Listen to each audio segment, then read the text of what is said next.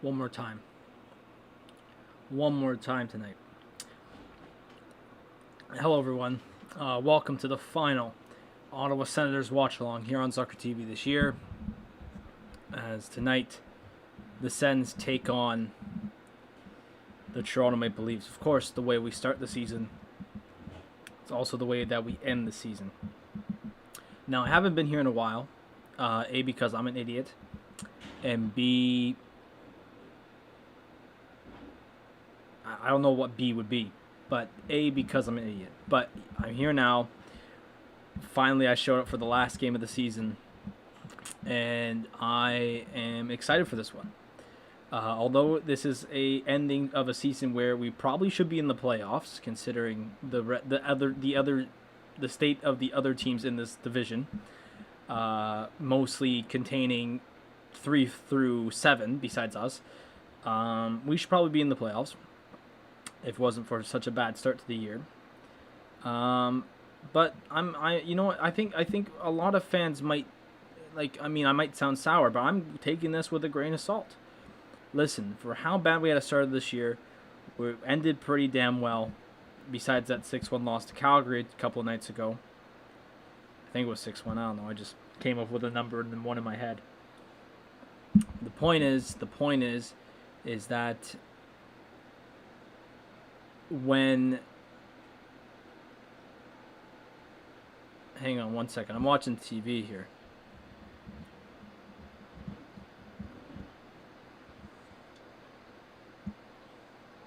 I don't know what's going on. Anyways, I'm actually happy for how this team did over the winter. You could say, obviously, yes, that bad start. But besides that, this team came together over the last 3 months of the season, and played pretty damn good hockey. You look at the stats. Since last February, they were the third best team in the division. Just think about how crucial that bad start was. And I said it from the start. I said it from the start of the season. I said if any team has a bad rap, a bad go, their season's done. Their season's finished. Look at Calgary, okay? What is this? Key COVID-19 protocols prior to team vaccination. Daily COVID test. Oh yeah, that was updated. I remember that. Anyways, the point is look at Calgary. They had a bad spell midway through the season. They're not making the playoffs. Vancouver. They started out pretty good. Vancouver was such a streaky team, though. It was lose 7 games, win 7 games, lose 7. You could not be streaky. You could not be an on and off team. You had to be solid and stay fit. As in win-loss wise. Obviously, playing fit is crucial, but win-loss fit would be extremely heavy. But the point is, look at teams that are in the playoffs. I mean, mostly the top 2, Edmonton and Toronto. Edmonton hasn't lost back-to-back games last time I checked in maybe a month. That's what I mean by don't be streaky. It's just been that crucial of a season where you could not lose multiple games in a row. Toronto had a great start. Yes, they did lose 4 in a row at some point in time in the season. 5 in a row technically. But they still kept it together. They came back and they played good. There's my monologue. Now, to tonight's game. Now, obviously, tonight's game, the Sens kind of letting it all loose. Obviously, there was rumors that Matt Murray was going to start. It seems to be Philip Gustafson will be the starter for tonight's game. So we are going to get to the lineups in just a moment. I would like to say, though, heading into our intermissions, I think definitely our second intermission will do this. Dog outside. We are actually going to be doing our awards this year, our season awards. I put together some awards. Let me do my math. 8 awards. I put together 8 awards to... I put together 8 awards. I mean, some that are seen around the league a lot and some that are not so much, for this team. Now, obviously, there's not going to be coach of the team because there's only one coach. There's going to be some different ones in there, but I'm going to have those awards in the second intermission. So that's going to be fun. Now, on to the lineups. Now, Ottawa, kind of, like I said, kind of letting it loose tonight. It's been a bit of a different type of night tonight. Where the hell did it go? There it is. So obviously the Sens keeping it the way it has been for most of their lineups all year. The Norris, Kachuk, Batherson line will start up at the top. That was a gimme heading into tonight. Shane Pinto. These are only the expected lines, so expect the lines to change or at least have some type of change heading into them. But Shane Pinto is expected to actually center the line between Connor Brown and Tim Stützle. Tim Stützle did have a hat trick in that Winnipeg game on Saturday, which I did not do. That was a very special game for him, and I wish I did it, but sadly I had to deal with schoolwork. The third line, Artem Anisimov, he's in the lineup. Nick Paul and Evgeny Dadonov. So that line, I think that line played together a bit over the season, so at least there's some type of chemistry there. And now here is the major line. For the first time since December 23rd, 2019, Logan Brown is going to be playing an NHL game. This is the Logan Brown where at the start of the year, we were unsure if he was going to play a game again for the Ottawa Senators. And we weren't even sure if he was going to be on the lineup within the first couple of weeks. That's how crazy it was. So Logan Brown is actually going to be centering a line with Alex Formenton, and for the first time ever, his first career NHL game, Parker Kelly will be playing in tonight. Defenseman-wise, still no Shabbat. I said do not press Shabbat to come back. Do not press Murray to come back. Just let him finish out the year. So defensively, we're going to have Mete and Zaitsev be our top pairing. Eric Branstrom and Artem Zub will be the next pairing. And of course, Ollie Alzing and Jacob Bernard Docker will be the pairing there. So there's your defense there for the final game of the season. And then obviously in net, like I said, will be Philip Gustafsson, and Anton Forsberg will be the backup tonight. Can I turn my light bright? It's going to get darker out. And I already can see myself like undarkening, or no, delightening? I don't even know what to say. Anyways, so there are your lines for tonight, but honestly, I'm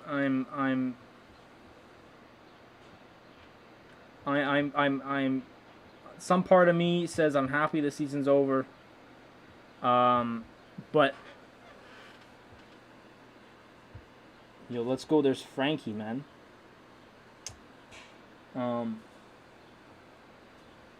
Anyways, it's been a great year. I want to thank you guys for coming out to every stream, watching with me.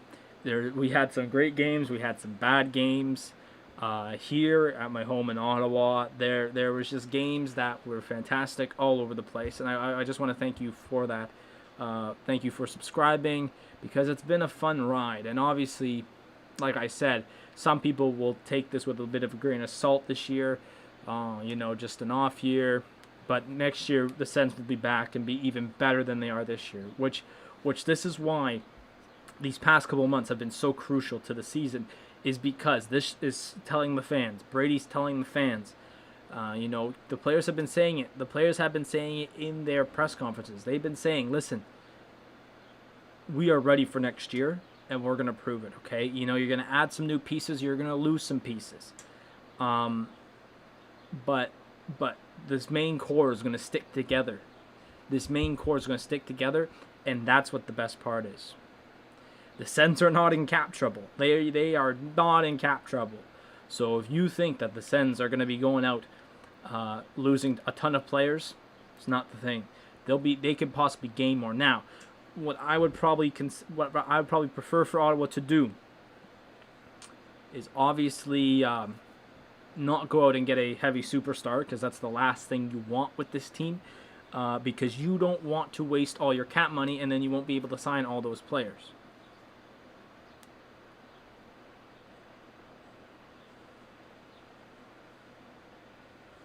So, case in point, I don't think the Sens will make any major signings heading into the offseason, or heading out of the offseason, you could say, or in free agency period. Maybe some minor ones, but I don't think any major ones for big money, because there's still a lot of other major players that we'll have to sign in our future, and also top 10 player or so in this year's draft. Which in the first intermission we will have our draft lottery simulator anyway. So we'll do that for sure. Now this is not the last game that we will ever do for this year. You'll be like, Adam, what are you talking about? The Sens are done. We will be doing some playoff games. Now, obviously, the North Division matchup is set: Toronto, Montreal, Edmonton, Winnipeg. So it's gonna be some fun, and I will be doing some of the games. I think I'm gonna be here for at least till the end of June, where I am right now in Toronto. So we have tons of nights where it's just gonna be me chilling here, watching the games. Okay, so we are definitely gonna be doing some. Is it just me, or is this game starting late?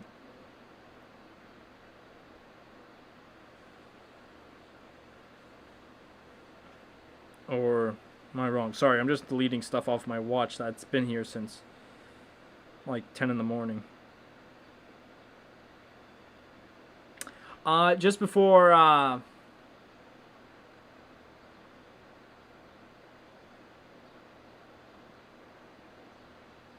just before the game starts, I'd like to just actually go over some not highlights of tonight, but there's actually one game that already was played today, and even there might be even some going on right now. Is it? No. So the one game that is played today, the Edmonton Oilers and the Montreal Canadiens. Hey, what's going on? Enoplaz, what's going on, man? Yeah, I get it. The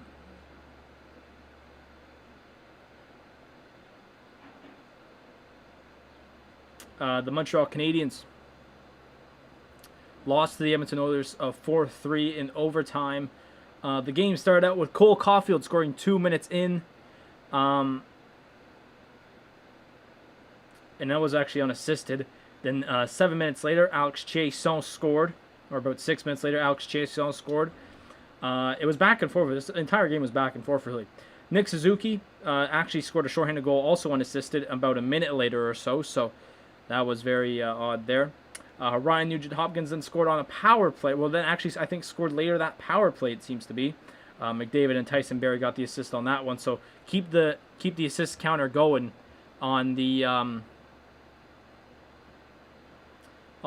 keep the point counter going on Connor McDavid. That is for sure. In the second period, so 2-2 after one. In the second period, Leon Draisaitl scored on the power play. Once again, assisted by Connor McDavid and Alex Chiasson. That was midway through the period. And then in the third period, with about 12 minutes ago, Nick Suzuki scored a goal. And I actually saw it here on the broadcast earlier. It was a nice pass by Cole Caulfield after a bit of a hiccup by the Edmonton defense. So there you go. So we head into overtime, and 27 seconds in, Dominic Cahoon scored. Tyson Barrie and Leon Draisaitl get the assist. So the Edmonton Oilers beat the Canadiens 4-3 in overtime. The other games tonight, all happening in about an hour's time. The Wild are going to take on the Blues. The Golden Knights are taking on the Sharks. And the Kings are taking on the Avalanche. So there you go right there. Just some other stuff. Let's see. The Blue Jays are still tied. Okay, the Blue Jays are still tied, and that's all we really care about.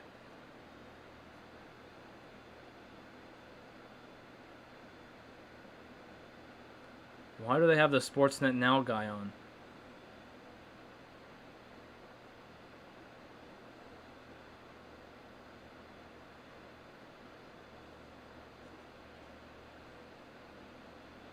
What the hell is this? Anyways, so no, it's going to be a good game tonight. I'm excited for it. I'm set to go. Should be starting anytime soon or within the next couple of minutes. But no, Leafs Sens. The Sens are going to start the Sens are going to end their year the way they started their year, playing the Toronto Maple Leafs.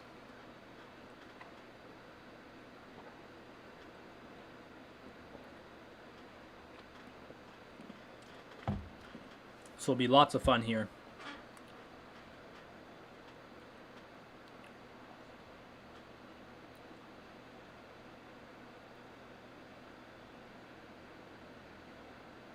I don't even know what I'm watching here on the TV right now. It's about the Sportsnet Now subscription thing.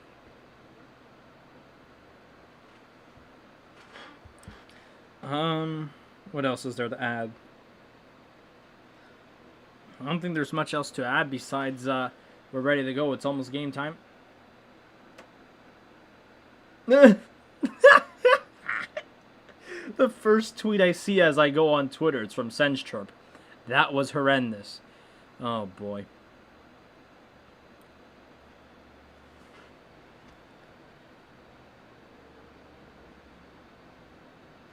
Oh, boy. Oh, what is this? Is this the games this year between Sens and Leafs? The comeback, February 15th. Everyone should remember that one. Decord got his first NHL win. Yep. There's been some good games this year between the Leafs and Sens, man. I'll tell you that right now.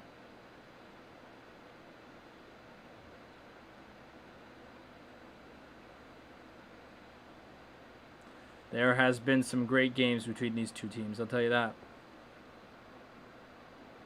Of course, Logan Brown getting his first NHL game is just going to be, not first NHL game, first game of the season is going to be something else. And why is Jonathan Pitcher on here?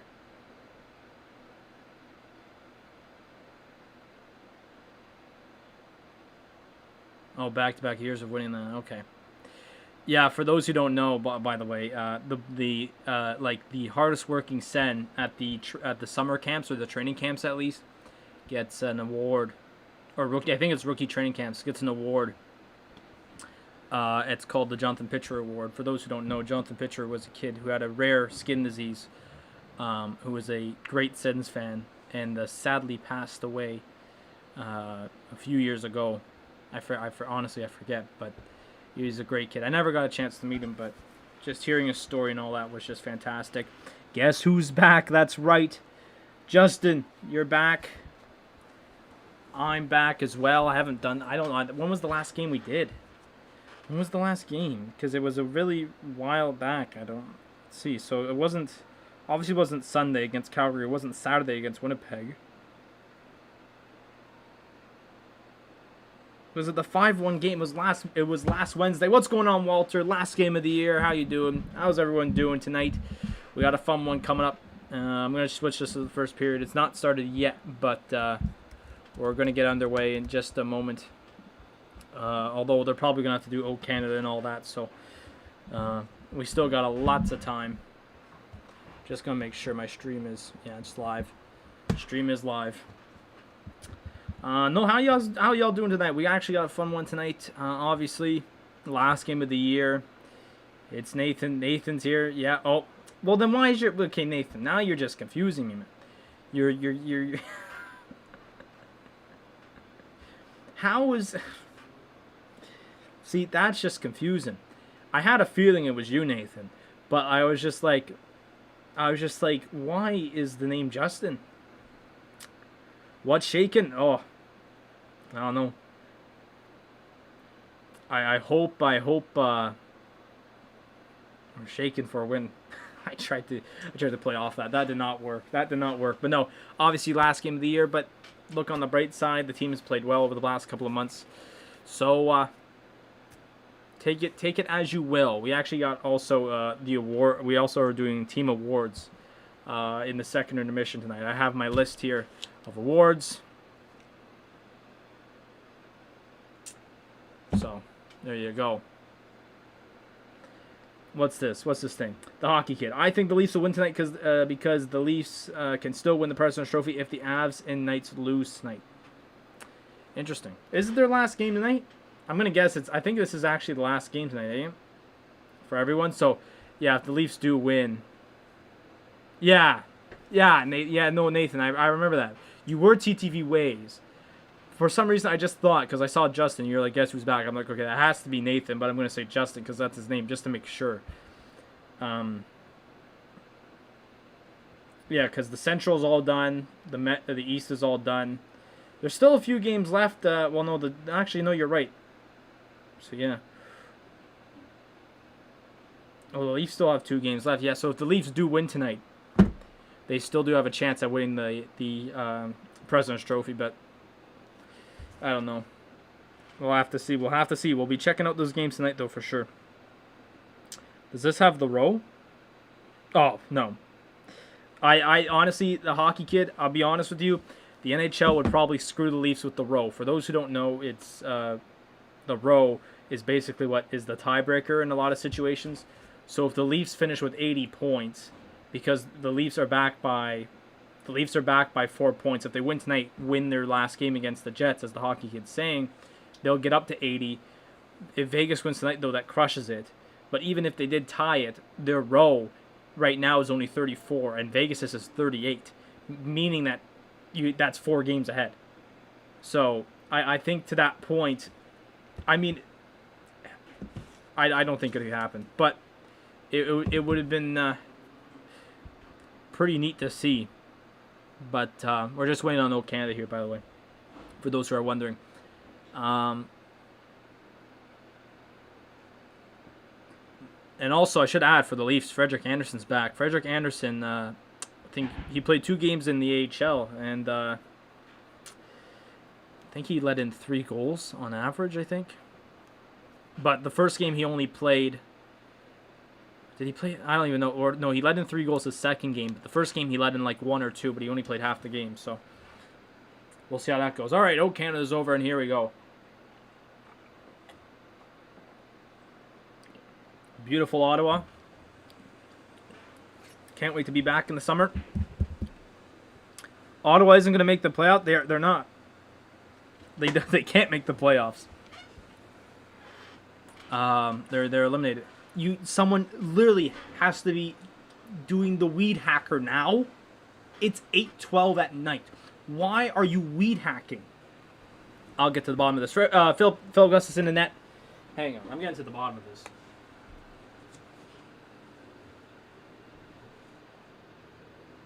You can't be serious. There's a guy weed hacking outside. It's 8:12.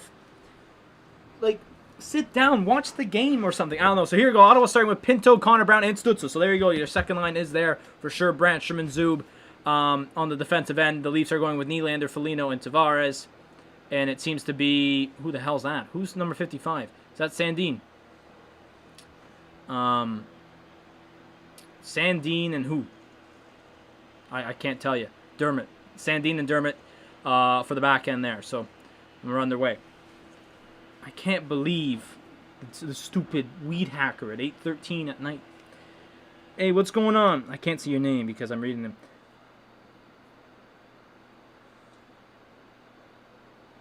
All right, here goes Ottawa. Batherson, Tkachuk, Norris is the next line out. And then obviously the Matthews line is out there for Toronto. And that might be icing here for the Leafs. And the Leafs ice it here. So, 50. Hey, man. It's going to be a good game tonight. If Ottawa can get off to a good... What's the keys? Come out to engage for the Leafs and avoid lengthy D-zone chasing. I could see that. The Sens have had... Brady just tried to go a wacky shot. Norris. Oh, my God. Batherson almost missed a tip in there. Good stuff here to start for Ottawa. Zaitsev, obviously the wide shot. Norris tries to chip it, but Anderson finds the rebound. You know what? I will say, when Ottawa had Craig Anderson as their goalie, the great thing is it was Anderson versus Anderson in that. So I always found that an interesting story, but obviously Anderson's not here anymore, and he's playing with Washington, or at least the last time I checked he was. Heck, I don't even know. There we go, Nick Paul. So the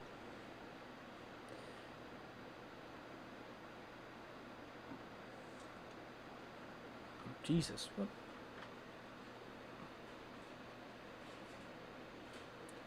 Oh, watch out. Okay, puck in front, but of course my stream had to reset.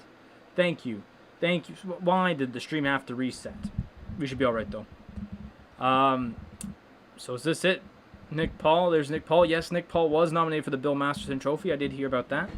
Good stuff there for Nick Paul. He's been playing great, man. He's been absolutely fantastic this year for the Sens. And here it is. Oh, baby. The Parker Kelly. Here it is. The Logan Brown line.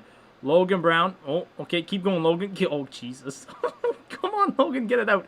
Out of B. Keep going, Logan. Oh, Jesus. Come on, Logan. Get it out. Out of B. Oh, see, back to Logan. Okay. No.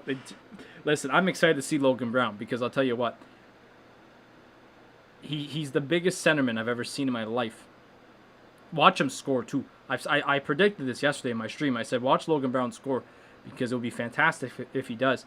You know where Logan Brown would actually be good is second line power play. That's icing on the Leafs, ain't it? Yeah, okay. 17:46 remaining here in the first period. No, Logan Brown on the second power play would be a Chara in front of the net.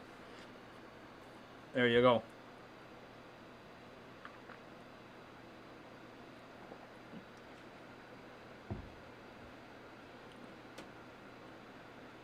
Did DJ Smith get like a haircut, or is his hair just really slicked back? His hair, you could say. I don't know. DJ Smith got a nice set of hair, doesn't he? For the amount of games I watch, I should know. All right, here it is. So we gone back with the Zuccala. I want to see how the Zuccala Connor Brown Pinto line works. Because you know, if you get the defense by Pinto, you get the offense with Brown and Zuccala there, and you got Zuby playing with you. Oh boy, that's an honor right there.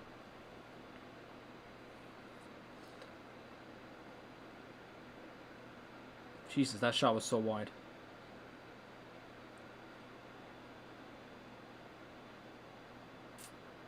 All right, let's see. Oh, watch out. Nylander's shot. That's tipped by Zub. Nice block by Zuby there. One thing is for the Leafs here tonight, yeah, is they don't want to be, they got to be careful with their injuries because they're 2 games away.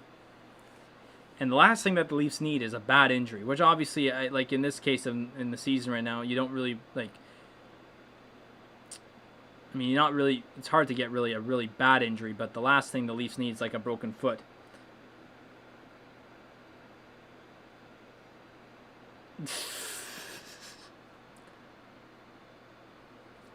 Hey Audrey, how you doing? Invited you to GTA. And, well, I'm not on the Xbox right now. What we got here? Marner's all alone. Of course, there's Alex Galchenyuk. Leafs picked him up off of waivers. Sens never gave him a chance. To be fair, ooh, that was a suicide pass basically to Norris. And here comes Matthews. Whoa. Whoa. That just went over the net there. Matthews again. Muzzin. Blocked by Zaitsev. Okay, come on. Don't be stuck in your own zone here. Drake. Okay. Ooh, you're all changing. Go on, Brady. Shoot on that. That'd be Brady. That should be a shot on goal, guys. Come on. Sen still got a shot on goal. Well, maybe not because Brady just ripped one on net.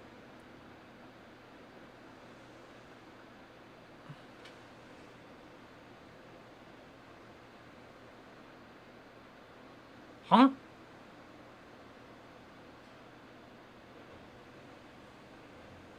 Why is Brady going to the box? There's a penalty here for Ottawa. What happened here? So Brady, are you oh my god. Oh my god. Are you serious? Oh no, we gotta do ref watch. We always gotta do it. We always gotta do it. Oh my days. You can't be serious they called that.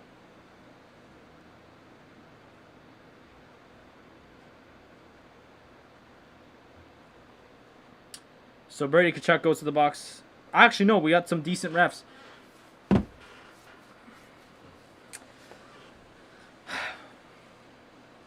I don't understand that penalty. He was just going back to he was just going back, man. That was, first of all, Mitch Marner got in the way. So that's crap call. Terrible call.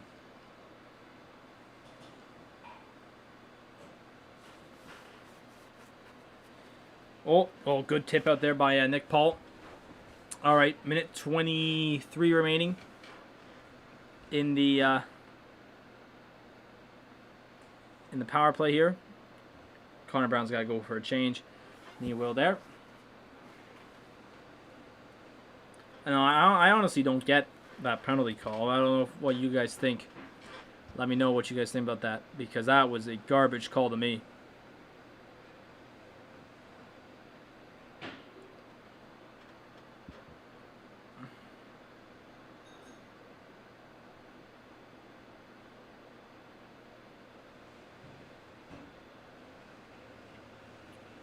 Jumbo Joe. Oh, good play there by Brancham. He's been watching the film. Muzzin shot. Explodes his stick, it seems to be.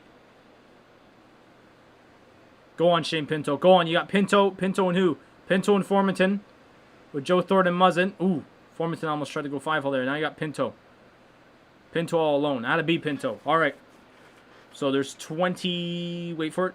20 seconds remaining in the power play here for Toronto. Ooh, here's a chance. Simmons goes inside. Ooh. Crawford just missed a tip-in. And that should do it here as Ottawa will clear it down the ice. And that should probably do it for the Toronto power play.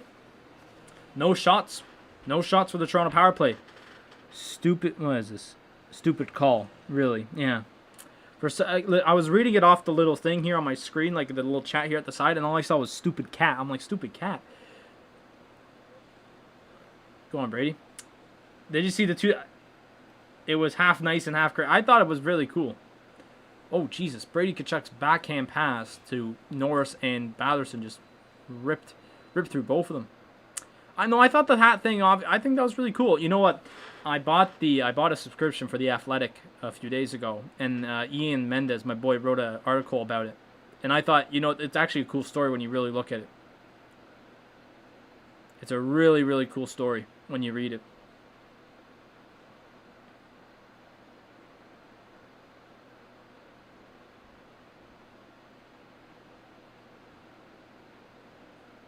All right, what we got here? Next stoppage will probably be a commercial break, and I am correct.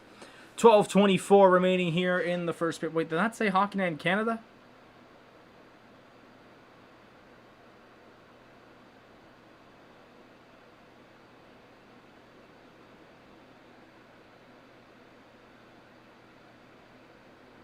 It's Wednesday.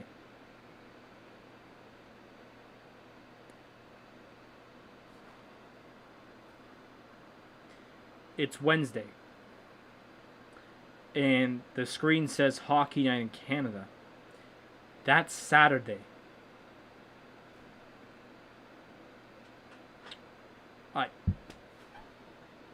You know what? You know why I think they're doing it, actually? I think this game was originally scheduled to be played on a Saturday. But because of, I don't know if it was the COVID things or whatnot, what happened, but they moved it here. Some things you can't explain, and that's one of them. So overall, first 8 minutes or so, 7.5 minutes, not bad. I mean, obviously the power play does not help for Ottawa there, but they did pretty dang well in that power penalty kill. Sorry, but the offense seems rolling. Both teams are also really good chances for both teams out the jump. So we'll see how this game progresses. But overall, good stuff. Both goalies have been looking pretty good.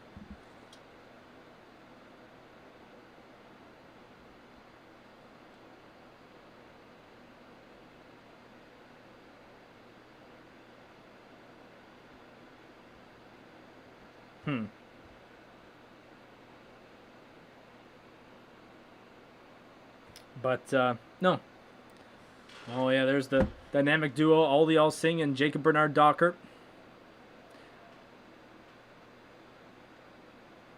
Jesus.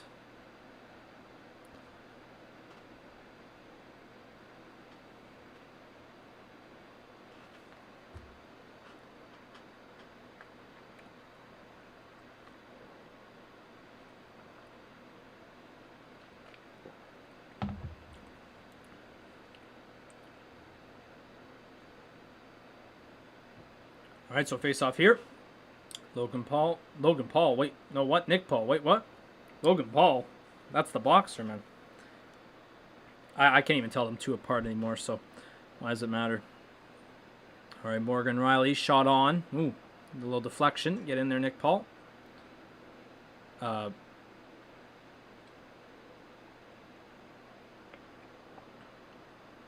Nylander, oh, come on. Come on, Dadonov, get in there. There we go. Here comes Nick Paul. We got Nick Paul, Dadonov. Oh, no. Oh. Wow, what a pass that was, Dadonov. Holy cow, Dadonov made a superb pass, and now there's a penalty coming up. It seems to be on the Leafs, and it's a trip. It seems to be. I'm going to guess that it was on whoever tripped Dadonov here. Hang on, let's see it. It looks like Brody might go off. Hang on, let's see. Yeah, it was Brody. Brody with the ill-advised stick. I mean, actually, that's technically a trip. That's in the books of a trip. But that looked terrible. Looks like Grandpa Joe's beer grew for it. It does, man. It does. Just imagine if this was Lou Lamoriello's team. God, be hilarious. All right, so we got Brandstrom on with Stutzla. The TV moved too fast, I couldn't tell. Norris, Kachuk, Balderson, Stutzla, Brandstrom. There you go. So they haven't been able to set up yet. The Leafs cleared it again. This is for the second time. 1 minute 30 left here in the power play. See Balderson to Norris, back to Brandstrom, and here we go. Set it up. All right, here it is. Brady's not at the right spot, but Brady's going to shoot fire, and Anderson makes the save. So, you know what? That's just the problem of that's just Brady's just a non-shooter. Look at this, North Division since February 20th. Ottawa's the third best team, or they have the third best point percentage, which technically I guess that would be third best record in the league. Or in the division, man. What a joke. Well, you gotta get to that. Cleared again as the second power play line heads out onto the ice. Victor Mete will be the quarterback defenseman there. Dadonov, Connor Brown. Who else? Shane Pinto. Interesting. Interesting with Shane Pinto. Is that Logan Brown? Did I just see... Is that Logan Brown? Did I just see Logan Brown on the... Oh, boys. Yeah, it is Logan Brown. Pass it to Logan Brown. See, that's why you're not getting in the zone. You're not passing it to Logan Brown.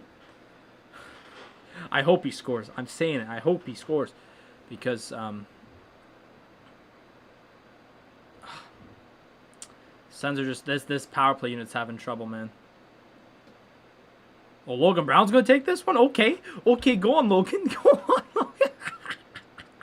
Here he goes. Oh, my God. He actually got into the zone kind of. Oh, boy. Oh, boy. Nick Foligno just went in on Logan Brown. Well, there's 10 seconds left here in the power play. I get anything's going to happen. Here comes Drake Balderson. Norris streaking in. Okay. Ottawa's kind of got something here. Shoot! Zub. Oh, shoot. Off the blocker here. Oh, it's going to go all the way around. Gabal here. Norris and Brody. Oh, and they just clear it down the ice. All right, so one shot on that power play for Ottawa, one at the literal like millisecond after it was over. So with 9:22 left in the first, shots are 6-3, still 0-0 in the game. It's been a good start so far, I think. Both teams have played pretty dang well. And here's Parker Kelly in here. There's Parker Kelly. I haven't really noticed him, not going to lie. I mean, I'm more excited for Logan Brown. I want him to score. Zaitsev will dump that in. Icing.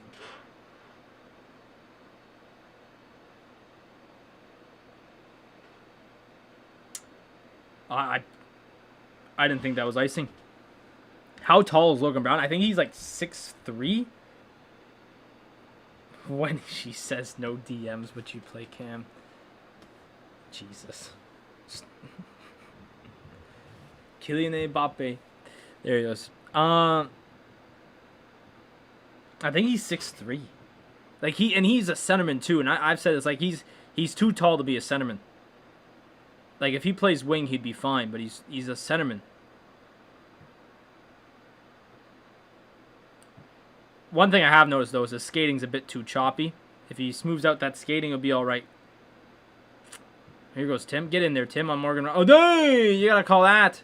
No, there's no call. That was no call. And the initial reaction was call something. I mean, actually, not so much. No, I was gonna say not so much. I was gonna say that's the same thing that happened when Ottawa played Montreal. I forget when, but that gets tipped out of play. 8:11 remaining here in the first. I know that was true. I could tell that was true. And it's still 0-0, but everyone's still locked in. Hey, what's going on, XL? How you doing, man? XL, we actually got a fun second intermission. We got the Sens Awards coming up in the second intermission, so you don't want to miss that. That's going to be fun. But obviously, in our first intermission, we are going to be doing the draft lottery simulator and All that. And we'll even talk about the draft. That was... that email should not be usable anymore. To my understanding, it should not be usable anymore.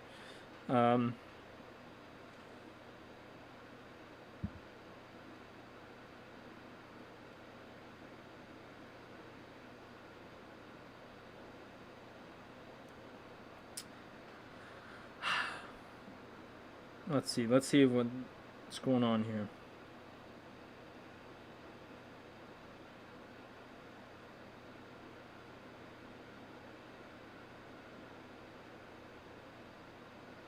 What?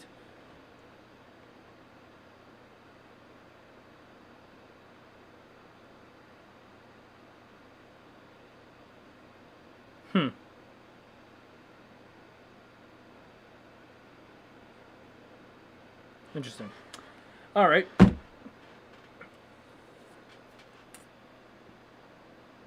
I'm like, there's been so many weird things tonight, and I've just been so confused.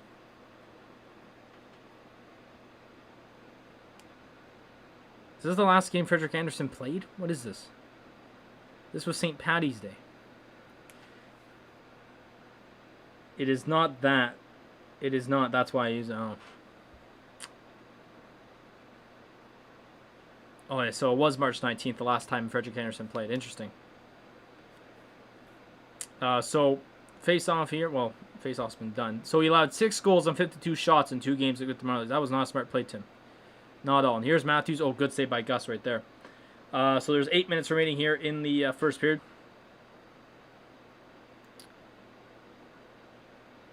And with the delayed penalty, for who? For who and for why? Oh, Nylander just botched that one. Hold on. Slash, okay. Slash on Pinto.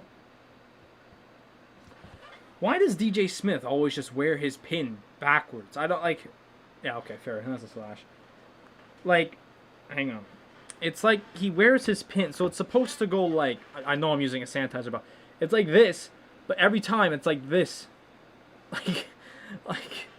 I mean, I know that's not like a thing that he should be worrying about, really, but like, how does it always just happens where that happens? All right, so 4:40 or 7:43 remaining here. Power play. Shane Pinto goes off for slashing. Ooh, oh, that just goes right through Matthews' feet. Marner had a chance there. Now here goes Nick Paul. He's kind of all alone. Hold it in there, Nick. Hold it in there. Out of beat. Good way to hold it off. Oh, turn back around, Nick. Dump it in. Ah, oh, dang. Play for Connor Brown would have been nice. Now you got to get back. Leaves her back. 4-on-3 here. Riley, good play there by Formanton. Formanton's on the ice now, the speedster.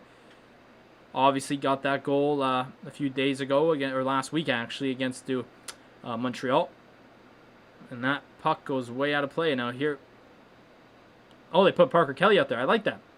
Parker Kelly's out here, so they got Logan Brown on the second power play unit, and they got Parker Kelly on this. On like, I don't even know if Ottawa has penalty kill units.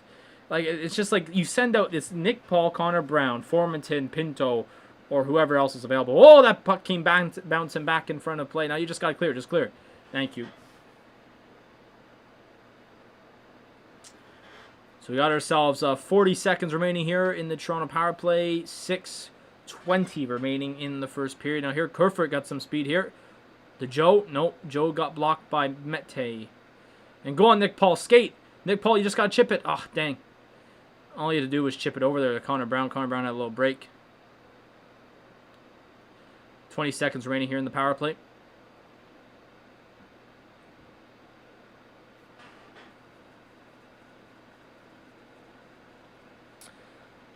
For the Shane Pinto slash, and that should be over if Connor Brown just dumps it out here, but Nick Paul's just going to hold on to it, but I don't know about that play at all.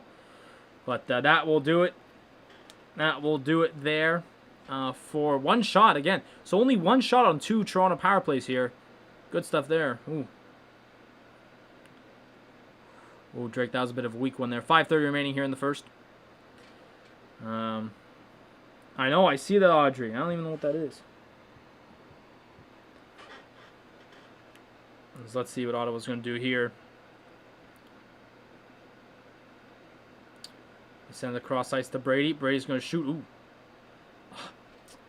Off the pad and to the corner, and the Leafs are going to cycle it around here just to get it out of their zone.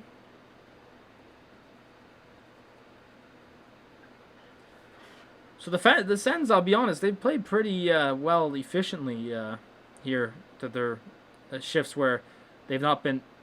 No, Logan Brown just passed to the Leafs.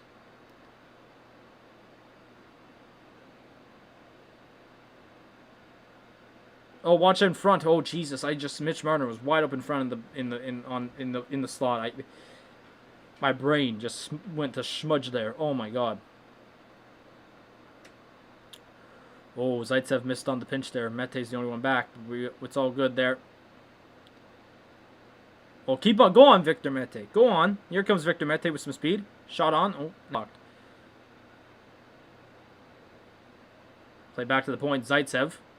Right on. Wow. That was like pinpoint accuracy by Zaitsev. 4:07 remaining, and we are going to be having a little...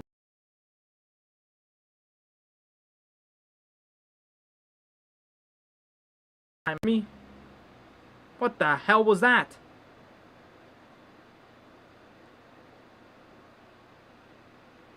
It did that thing again. We're just clearly just straight up. It's been funky tonight, honestly. Y'all see the green screen thing reset too? It reset the green screen. Oh my God. But Zaitsev there was pinpoint on. I don't know what time I froze at, but Zaitsev nailed it on. Like it was fantastic.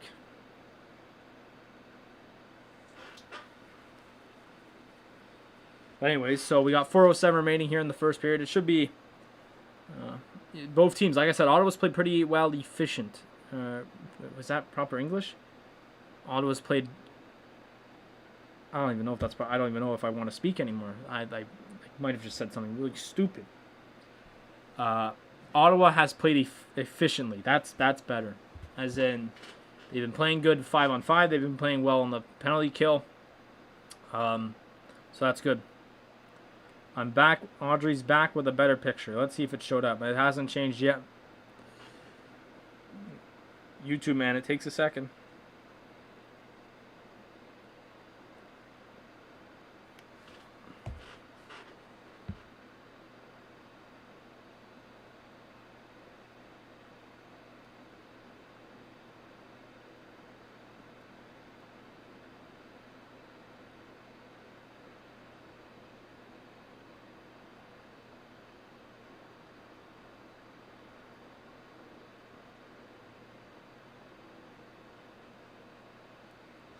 All right. So 4:05 remaining here in the first period. Shots are 8-6 for the Sens. Obviously, at the end of the period, we will get the full shot total. So here we go. So Shane Pinto, is this? Oh boy, Dadonov, Stutzla, and Pinto now. What happened to? Connor Brown just played the penalty kill. That makes sense. Oh, that puck just... Oh, my God. Oh, my days. Wow. Wow. Tim Stützle just got the bounce of a god.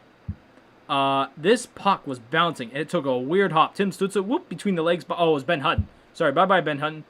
And then he just couldn't... He lost the footing, and Pinto was there. What the heck is that?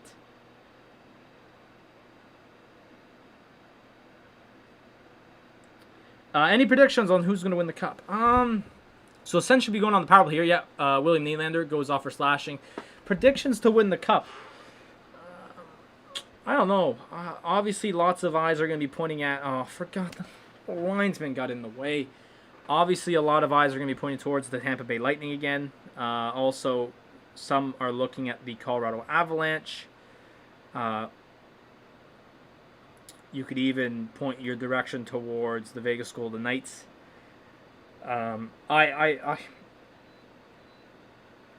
Not to be totally biased here. There's no team that would beat the, like, even Carolina. I should add Carolina. Did it show up? Yes, it did. It did, Audrey. Carolina should be in the mix there too. Pittsburgh has become as a team. I don't know about Pittsburgh though. They won their division, but if you look at their, besides Crosby, you have your, forgot, the Sens can't set up tonight. They spent a minute of this power play just skating in circles. Besides, you get your classic Pens players like Crosby, Malkin, Letang. A lot of that team has been injured and just not up to par with, compared to the rest of the team. So, I mean, they picked up Jeff Carter, which has been good, but I don't trust the Penguins as I don't see them as cup contenders.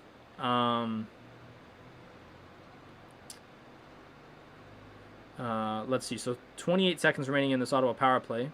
Oh. It's been god awful tonight. This has just been absolutely horrendous. Watch them score 2 here on this little rush, Connor Brown rush. Logan Brown, shoot Logan Brown. Artem Anisimov just had a wide open net. He missed.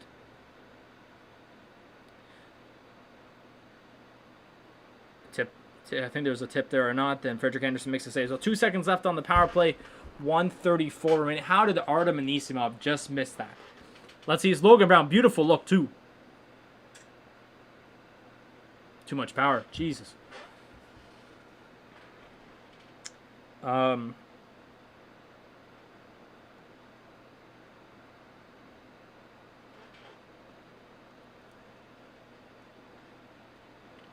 can't believe Artem Anisimov missed that. All right. Keep it in there, Nick Paul. Keep it in there, Nick Paul. Look, okay, Shale, I see that, bro. I know. I hope he will, because I'll be doing the game on Saturday. I can't wait for that. He only needs 2.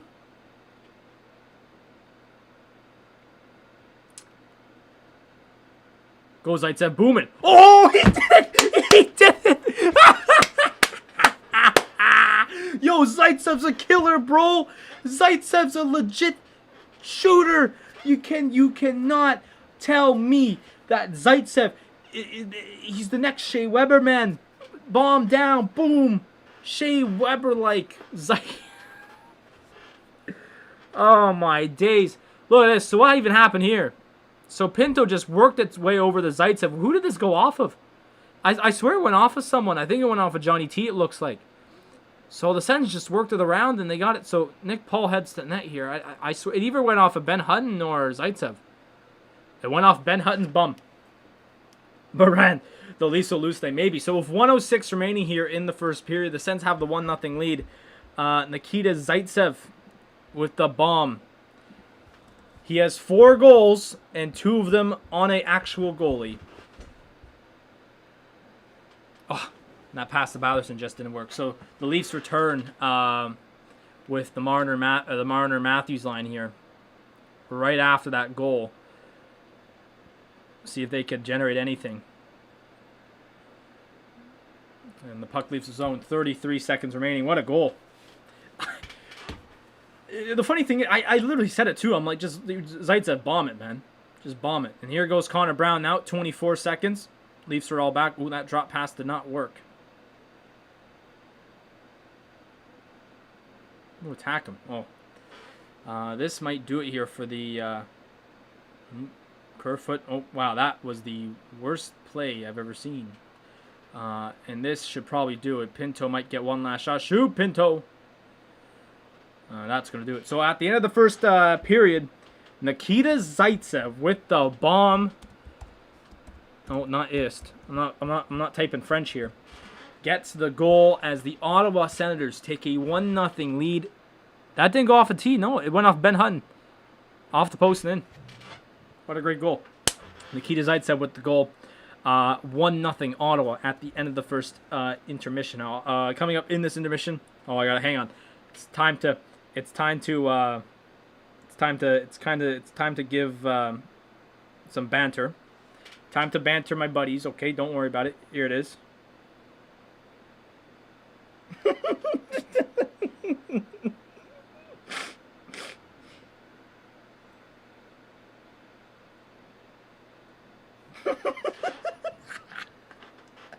Sorry. You know what? I was watching.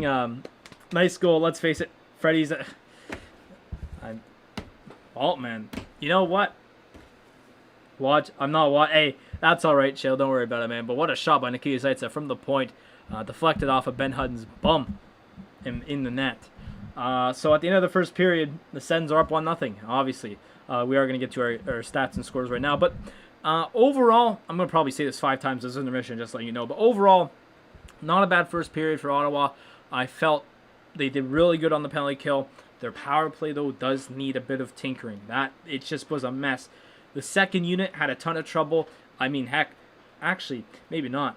Like, look at it. You know, Anisimov had a wide open net. He missed. But the first unit has to, just the entire power play. Let's just go the entire power play, because that was like one good chance.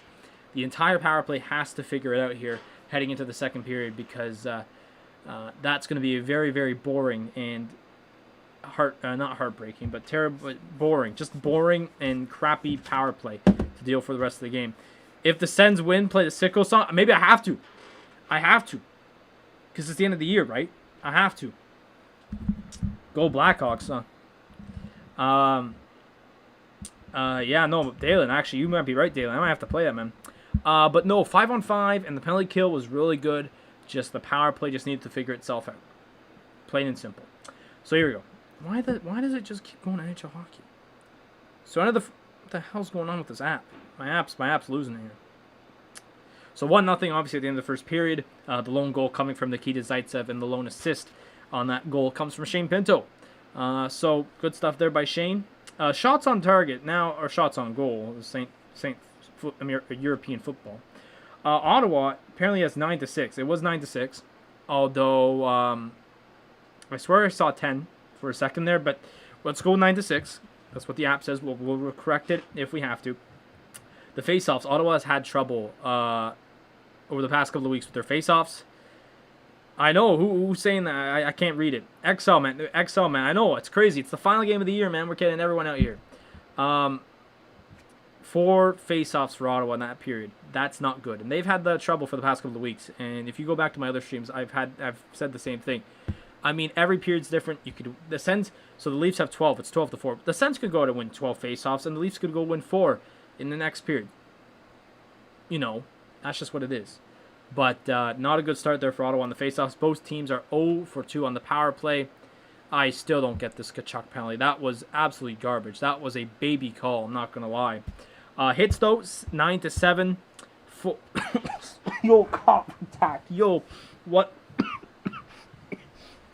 9-7 for Ottawa. And the shots, obviously, 9 Hey, man, thanks, Shale, so much. I mean, I deserve it. I mean, come on. You make me cry, Shale.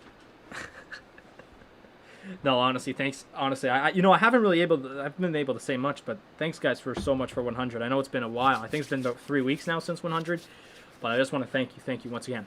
I should say, if you are new, please subscribe and please leave a like. Oh my God, what's going on here with the lighting?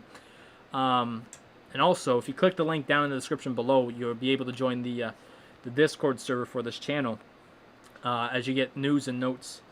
Not news and notes, but just news about the channel, schedules, stream alerts, and all that. We also had news in another series on this channel that I shared on there as well. If you know, you know. All right, the other games in the NHL, all starting in 10 minutes time. The Minnesota Wild are going to be taking on the St. Louis Blues. Cam Talbot is expected to go for the Wild. Ville Husso is confirmed for the St. Louis Blues. Now, Husso has played a bunch of games, but this app still says his record's 0-0. I know he's played games, so I don't know his record. The Golden Knights are taking on the San Jose Sharks. It is expected Marc-Andre Fleury will be in the net tonight for... Oh, why is my stream lagging? That's exactly why I don't do that anymore. Marc-Andre Fleury is expected to be in net for Golden Knights. Well, thanks, Shale. Thanks so much for coming out, man. And who the hell is this? Alexei Milinchuk is confirmed for the Sharks. I don't know who that is. Anyways. And then also the LA Kings are taking on the Colorado Avalanche. As expected, Cal Pearson will go for the Kings, while Philip Grubauer is expected for the Avalanche.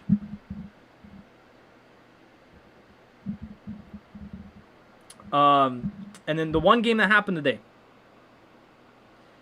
The Edmonton Oilers beat the Montreal Canadiens 4-3 in overtime. Goals from Cole Caulfield 2 minutes in for Montreal. Alex Chiasson for Edmonton just 6 minutes later. Nick Suzuki then scores a minute later shorthanded. Nugent Hopkins then scores a minute later after that on the power play.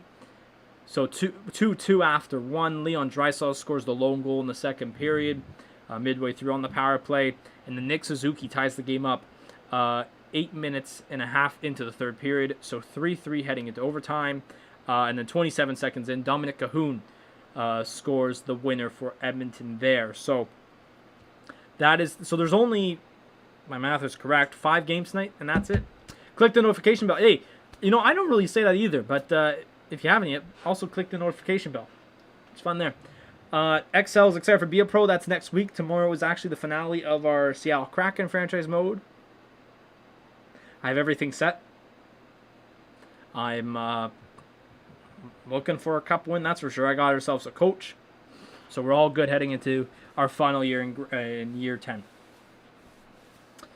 So yeah, obviously, we are going to get to the draft, the draft simulator in just a moment. But yeah, no, I'm excited for that finale tomorrow, man. It's obviously it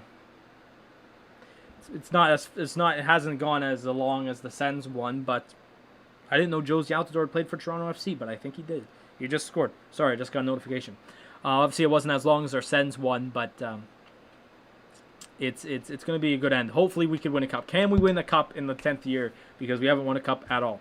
Okay, now on to our expansion. Or not? Why do I keep saying expansion draft?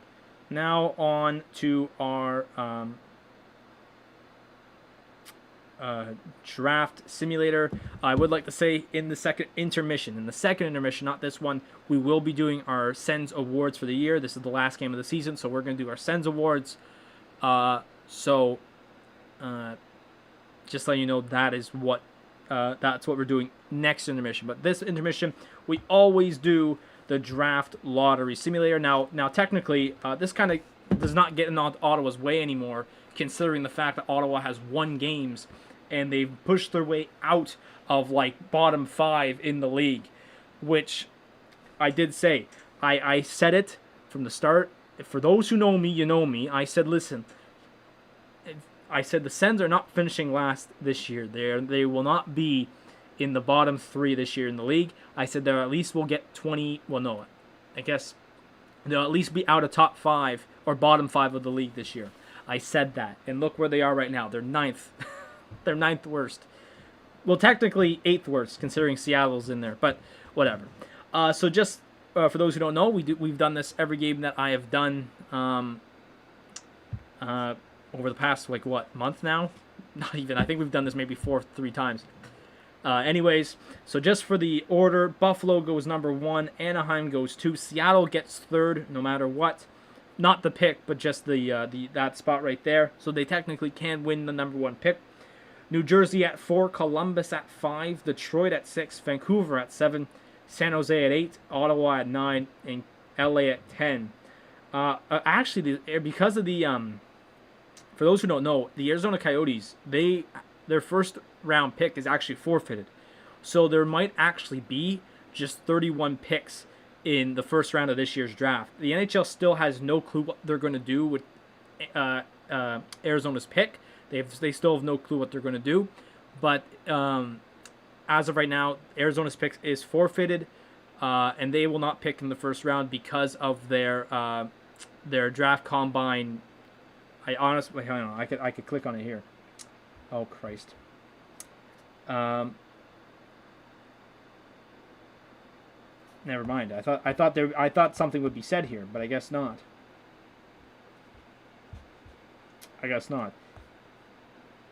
Anyways, so that's what's going on with Arizona. So they will not pick in the first round.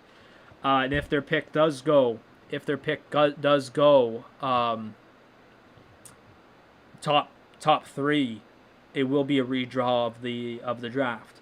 But the NHL still doesn't know what to do with it. I think honestly the best situation would just because obviously you can't give it to another team. That just doesn't make sense. So I think in the best situation, I think you just remove the pick once and for all and just have 31 in the first round. All right, let's sim it. All right. Last time we're doing this, obviously, when the draft lottery does happen on June 2nd, less than a month now, we will be doing it here. I will be sitting here in my chair, wearing the jersey. That's the next time you'll probably see me wearing the jersey, and we'll be watching the draft lottery before whatever playoff game is being played that night, because I'll probably just watch that game, unless it's like Edmonton at 10 p.m. That's not happening. All right, so here we go. Obviously, am I expecting Ottawa to get number 1 this year? No, because first of all, I don't want it. Anyone will not want. If any team does not want number 1, I think it's Ottawa. To be honest with you, because with that, either a player's getting moved out or we're losing someone. All right, I'm just pointing that out right now. Okay, or that's just me. I do not want number 1. I already see the numbers going down on the stream. That's not good. All right, here we go. 3, 2, 1. Let's sim it. Let's go. So we're going to start at number 10. Holy cow. Okay, we've had a major... First, we don't even have to go to number 10. We got to go to number 14. This is how crazy this one is. At number 14, it's Chicago. That being said, the team that was in 14th got moved up. Arizona goes to 13. Well, the forfeited pick. Calgary goes to 12. Ottawa now goes to 11th. They've dropped down 2. That being said, the team that, I guess, if my math is correct, in 11th, or would have been 10th. So I think that's LA, ain't it? It's LA. So LA has moved up for sure. I see your comments. I'll get to them in a second. San Jose to 10. Vancouver to 9. Detroit to 8. Columbus to 7. New Jersey to 6. Seattle at 5. Okay, Seattle at 5. Anaheim at 2. Buffalo at 3. At number 2, the LA Kings. So the LA Kings have moved up to number 2. And then who's that 14th team I just never told you about? The Philadelphia Flyers. The Philadelphia Flyers, in the final iteration of the Draft Lottery Simulator, will move up to number 1 pick in the draft. So there you go. What is this? Am I doing streams next season? I should be. I will be here. I will be back in Toronto. Obviously, I like the nightly the game stream, like the game streams are fine. The game streams are fine, like doing the Sens games and all that. That's chill because I can just sit in my room at home. The streams though are gonna be the like NHL and FIFA streams. That will be different in the summer for sure. But I should be doing streams next year unless I'm busy. And sometime write something in the chat, Adam. I can't on my computer because for some reason whenever I go do that, it says sign in the chat, and that takes me to another page to chat. Don't know why that is, but I can go on my phone actually. Watch this. I can go to my phone. Now, why is this not? Jeez, I'm messing up on my own thing. Watch what I could do.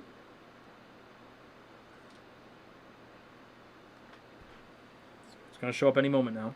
There it is. There you go. I chatted in my own chat. What does Walter say? Zucker, you got to come back. I'll be back. I should be back. And when we come back, it's going to be good because it will be in October. I'll be primed and ready to go. So, yeah, no. But I actually saw some draft rankings heading into this year's draft. Before the game, it was Sam Cosentino, which I was pretty interested in. And I also realized I should probably go to the bathroom. But this year's draft is going to be very interesting, and I'm interested to see what's Sportsnet's top 32. What does Sportsnet say is the top 32? So if Ottawa drafted 9th, they'd get Mason McTavish, which a forward. I would be mad. Good, you wrote something and said hello. I know. So listen. I've said this. I just want a forward. I don't want a defenseman. I'm sorry. But the Sens are... Watch Sens pick, like, Luke Hughes, who's dropped to 8. And then just be like, oh, we got the Tkachuk. We got the other Tkachuk and the other Hughes. Like, no one cares, man. All right, so I'm quickly going to go to the bathroom. And then when I come back, the Sens game should be back on. So just one moment. And we'll be back for the second period.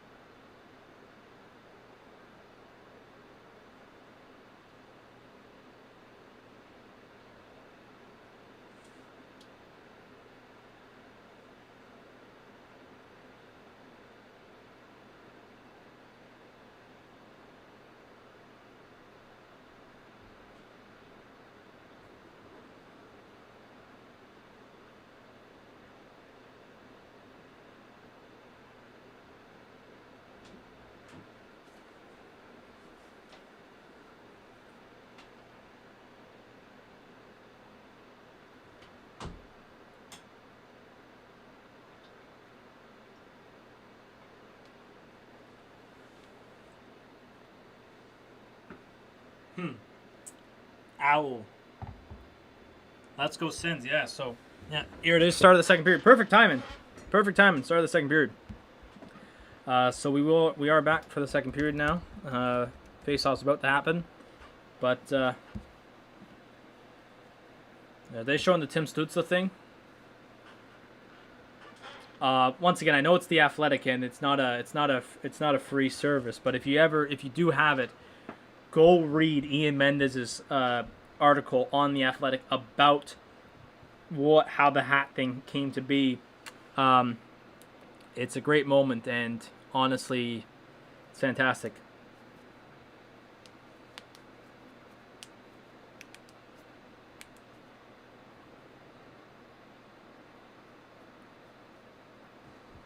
But no, honestly, so the draft coming up this summer, I should add before the second period gets underway, or are we going to do a face-off here? The draft lottery will be done here. The expansion draft I might watch, because I think that's like a Wednesday or whatever. It's a Wednesday night. I think I'll be able to do that as well. And then the draft itself, I'll be able to do it as well. So we're going to be doing all the drafts. So here we go. Shane Pinto taking the draw against Tavares, and the Sens. Was that a win or a loss? Jesus, what's the start of this period? What the hell did I just witness? Would I be mad if the Leafs win the Cup? Yes. I would be terribly saddened. Oh, nice pass to JT. He shot it into his own player. Oh, my God.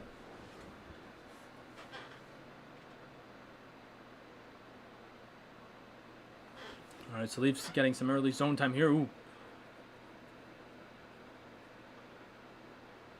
Here we go. Go on, Pinto. You gotta get that one by, man. You gotta get that one by here. Says having trouble off the start of this period. They haven't been able to change, and Gustafsson holds on.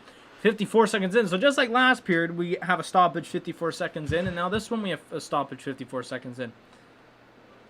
Bit sloppy here by Ottawa in the early going of the second period, but that was just one shift, so I'm not too worried about the start. Who's the player that just got absolutely flattened? I want to know who that is. There's one player that got lifted and slammed to the ground. I think it was Nylander. Oh. Ooh, Brady just got done there. Brody.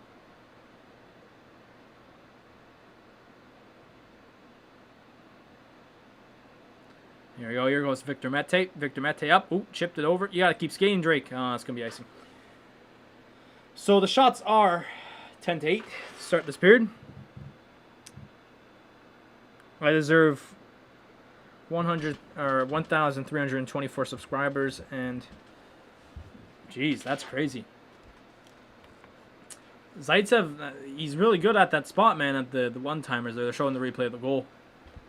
Tell you what, man. Zaitsev, the hottest defender in the league right now. Norris to Hedman hoop.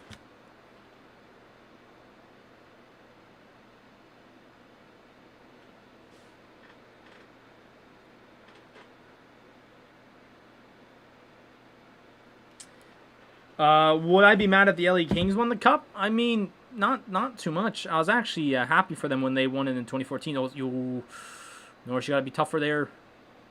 That should be icing against the Leafs here, as it will be.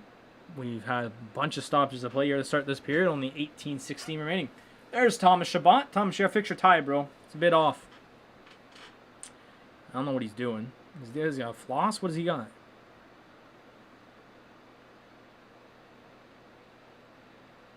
Well, yeah, Thomas Chabot's injury. He looks fine. I think he's just out. Ooh, dangerous play there.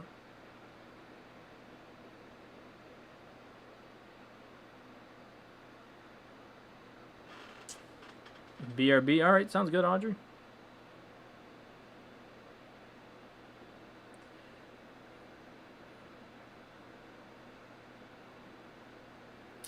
No, honestly, like when the LA Kings won the cup, those two cups in 2012 and 2014, honestly, the one against the Devils, which I think was 2012, if I'm not mistaken, yes, was very... To be honest with you, I'm not surprised that they won it. Another icing here for Ottawa, 17-33. Like, I'll be honest, like... If you look back at the Devils team, you know, obviously they had the Martin Brodeur, and you had some pretty decent players on the team, but there were way better teams in the Eastern Conference than the Devils. And I'm serious. I'm so serious. I just don't think that they were the best team to, you know.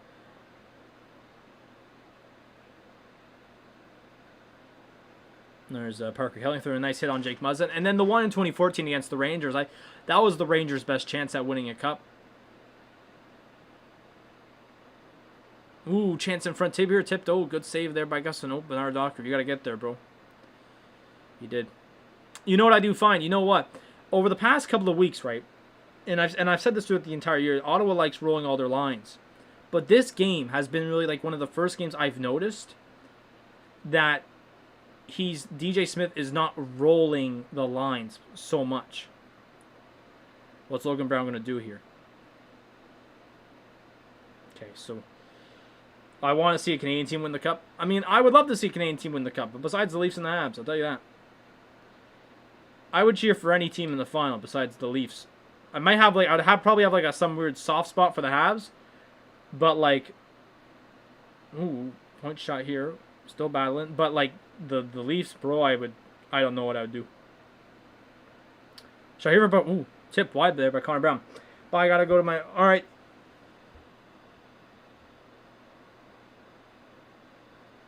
Bye, Audrey. See ya. Thanks for coming out once again. But I'd cheer for any Canadian team, man. Like in 2017, besides Ottawa, I was cheering for the Oilers. And then they got screwed over by the Ducks. 2018, I was cheering for the Jets. What was 2019? I don't even remember. I think I did cheer for the Jets a bit in 2019. Oh, that's going to be a tripping call, ain't it? Yep, Pinto's going off once again for a trip, just waiting for the extra man.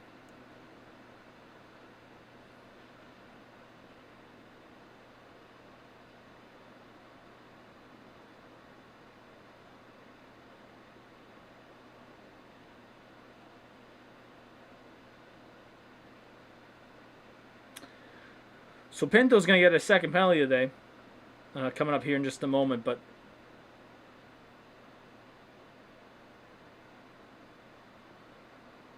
at least you're getting some extra zone time here. Oh, nice play. Just touch the puck. Thank you. Leafs rule, Ottawa's lose. Oh, boy. So, yeah, no, I saw this play coming, man. And I saw as soon as Pinto goes down. Still here now. I'm really going... Okay, bye, Audrey. See you later. But, yeah, no, I saw Pinto go down here. I knew it was going to be a trip. Yeah, yeah, just got his stick caught up in the feet of front of Marner.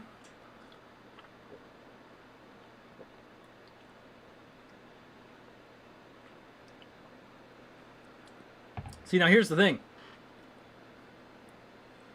Ottawa, Toronto wasted all that time with Matthews and Marner. Is that they had to send out their second unit. Now here goes Connor Brown. Oh, nice move on Muzzin. Connor Brown. Oh, my days. Wow. Like, the most exciting parts of these games with Ottawa is their penalty kill. And that's saying something. Like,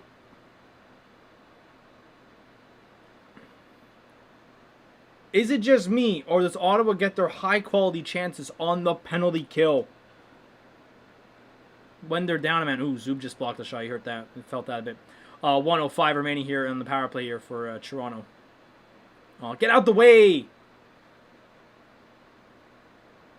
If they score here, there's only one man to look at.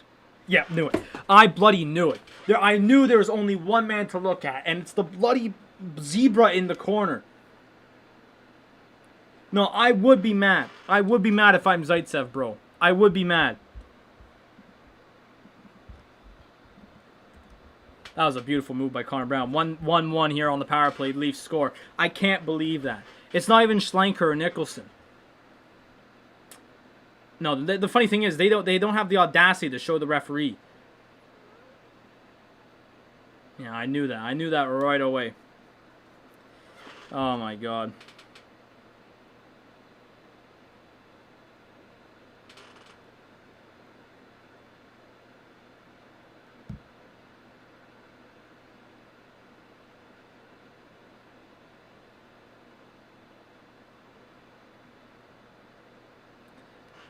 I think the Leafs are not going to win the cup. I don't think so either, man. I don't think so either.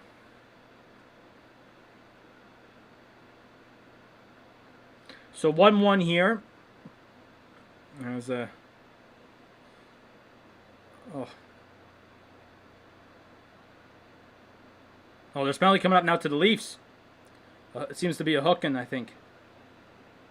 And that's going to do it. So, power play to Ottawa. Now, let's see how this goes. Because, obviously, the Ottawa power plays earlier last period were not good. We're going to have a little pause here. So, Jake Muzzin with the goal.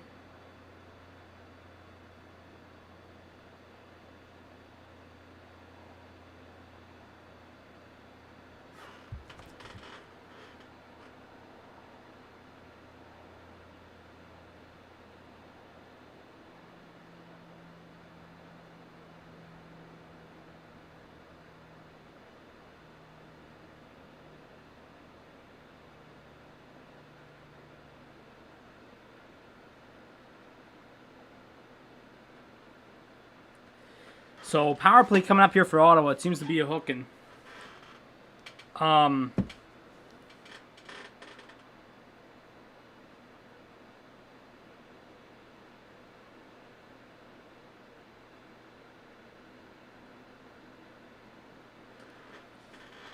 But we'll see how this goes. Because obviously the Ottawa power play has not been going all good tonight. And the Leafs traded all their picks, and they're going. I know they are. They did.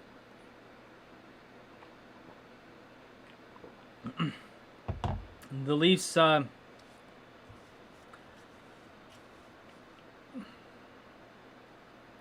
did it all, man, and.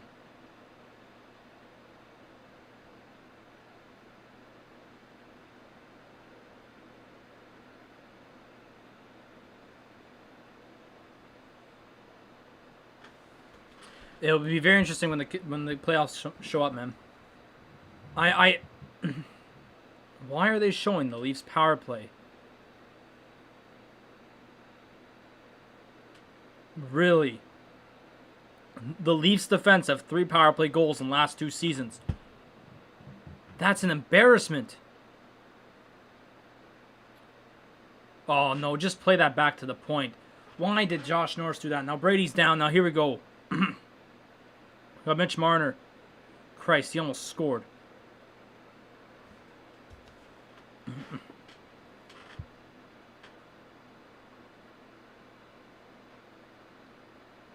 So here's the hook on Stutzler, the slash. Yeah, no, that's a slash. Fair slash. And this Mitch Marner chance. Oh, went off the crossbar. Jeez. Here we go. So let's work it around here, Ottawa. Obviously, it's not been good here for the Sedins. This game.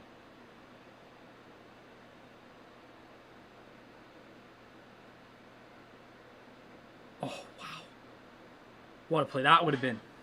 That would have a great chance there. There's a nice pass played there by Brady and Norris and Stutzler there. Holy cow. Of course, the roommates. What the... How is he offside? No, I'd be mad too. Whoever's arguing with the linesman there on the bench. I don't know how that was offside. Whoever was flying back, that was onside. That's why Lisa Bear hit Ottawa, or what?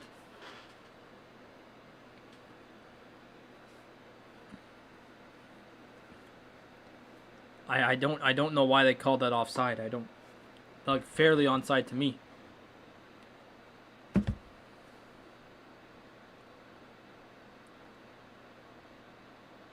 All right, so here we go. We got the Logan Brown line out here again. Here comes Logan Brown in. He showed his passing in the last one, that's for sure. Anisimov's got to get off that unit. I'm sorry. I'm sorry. He has to. Plain and simple, no words for it. Watch him score here.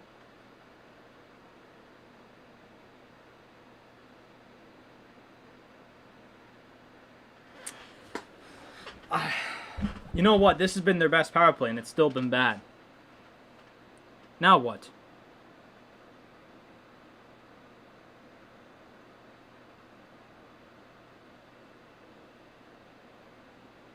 Of course, it's Logan Brown going off. For what? 4-on-4. Okay, what's going on?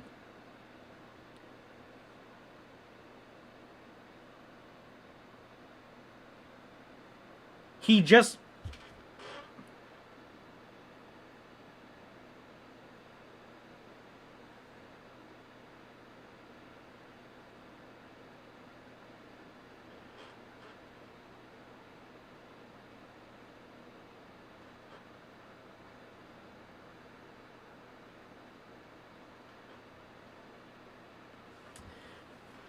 Logan Brown just got a penalty for effort. He legit just got a penalty for it. Now here's a little 2-on-1 with Nick Paul. Oh. Back to Formanton almost had a chance there. Jesus. All right, so the 4-on-4 is going to end, and it's going to be a penalty kill now for Ottawa, which has been their best play today. As we're almost halfway through the period, 11:20 now. I haven't given you guys an update. I thought the panel... What? Penalty? No, now it did. Or just did a couple of seconds ago, but puck goes out of play here. So 1:12 remaining. There's a chance for... Oh, just missed. Formanton just missed. Go Leaf Sports Clan. Yo.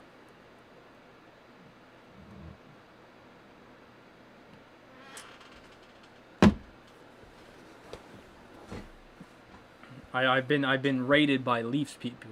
Now here goes, who's this? Connor Brown on a little breakaway here. Connor Brown in.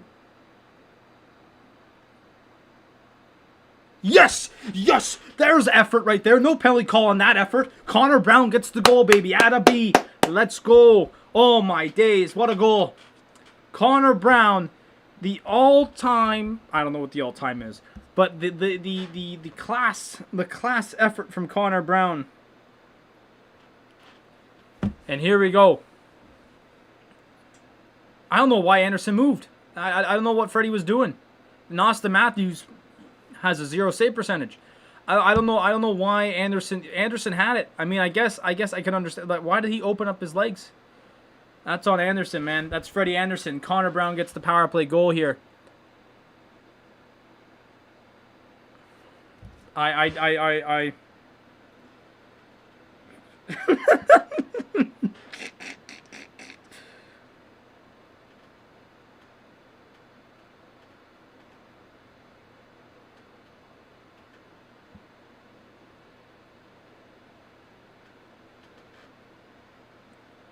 So the lead, that was a shorthanded goal for Ottawa too. Nice goal there. Ooh, big rebound there from Phil Gustafson. Didn't go in.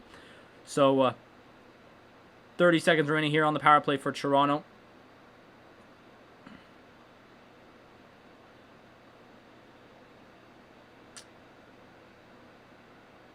Oh, chance here. Muzzin's shot. Muzzin's not going to get another power play goal there. Phil Gustafson makes a nice save. 10-14 remaining here in the second period. As this has been just a Connor Brown type of year, man. It's just been... You know, I got the awards coming up in the second intermission, and I do have my picks already in.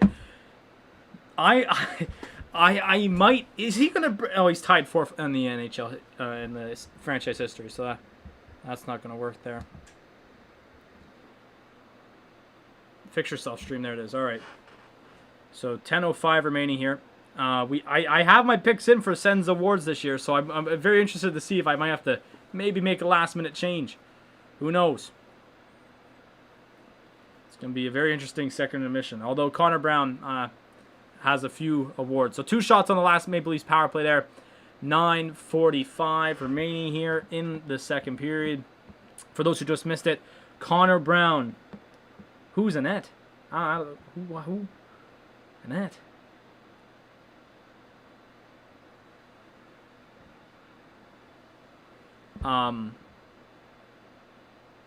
For those who missed it, Connor Brown just scored a shorthanded goal once again for Ottawa, giving them the 2-1 lead.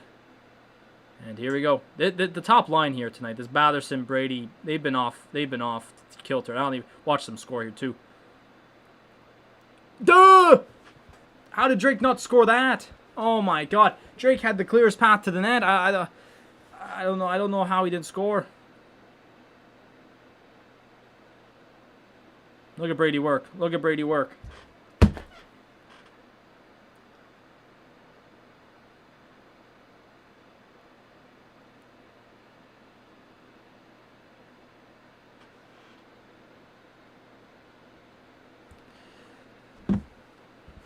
All right, here it is. So Anisimov dumps it. I think this might be just Anisimov not playing for a while, and definitely on the penalty power play, man.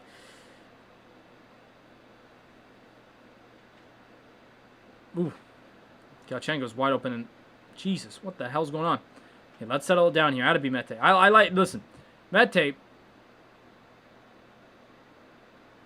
has been one of the best things the Sens have done this year. Who scored the Leafs goal? Jake Muzzin scored on the power play. I didn't even tell anyone. I don't think. I just said the Leafs scored. I think, but Jake Muzzin got the goal for the Leafs on the power play. There's a penalty there. Brandstrom shot. That went in. That went in. That went in. No way Parker Kelly just scored his first NHL goal. Oh my days. Parker Kelly just scored his his first NHL goal, if I'm not mistaken here. Oh my God, no way that went in. There's going to be a penalty coming up here to the Leafs. There was, but just a slow play by Frederik Andersen, and it's 3 goals for Ottawa here. Let's look at this replay. So, Parker Kelly actually went down in the corner, and the puck just kind of came bouncing back after Brandstrom, and ooh, I don't know. Hang on. I got to get a better view of this. So puck gets deflected out wide, and Parker Kelly just... I mean, he does reach inside. He does reach inside the net here. Hang on. Here, this is going to be the view right here. That's a goal. So it's going to be 3-1 Ottawa coming up here in just a moment. And if not, I don't know what this league is anymore. Yep, that's a goal. It's clear as day.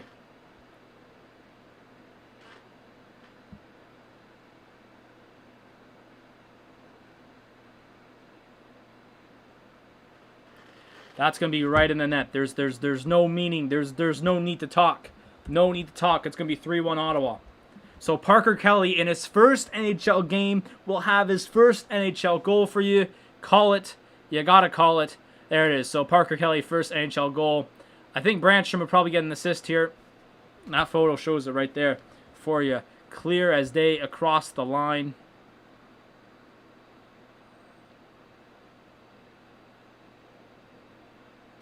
As Brandstrom, I think, would probably get an assist here. Let's see. He's going back out there with the Parker Kelly line, it seems like. The Kelly Brown line. What's going on here, Pierre? Get the linesman in there, man. Where's the linesman at? Who do you think? Do you think Chucky will wear the C? I think so. Honestly, you know, like, I questioned at the start of the year, and I said maybe Shabbat because of his, more experience than Chucky. But I'm seeing it more and more now. It's got to be Chucky. It's got to be Chucky into the next season. Logan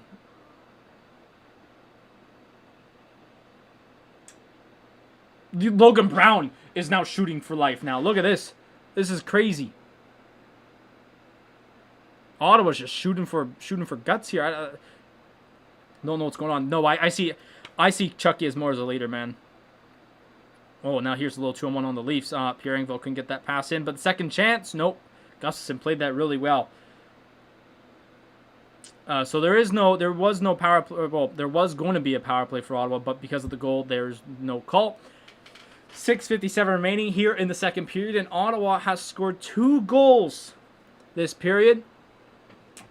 Connor Brown, shorthanded, and Parker Kelly getting his first NHL goal in his young season, very young season.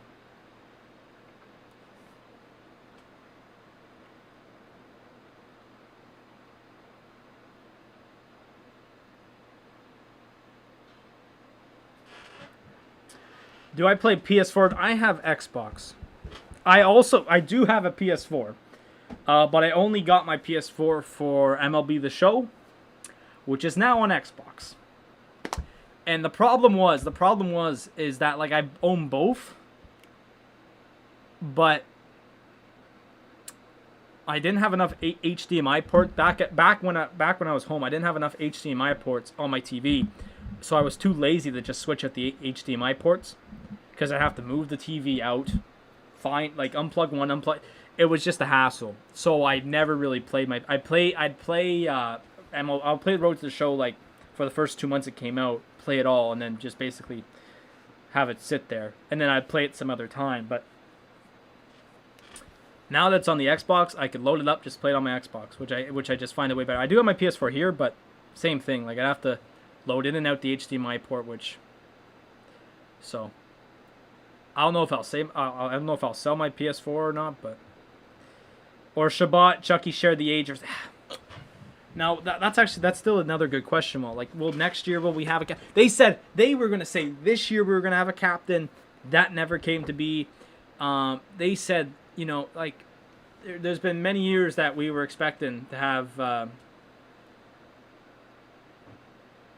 Has there actually been? Oh, the Zub goal was fantastic.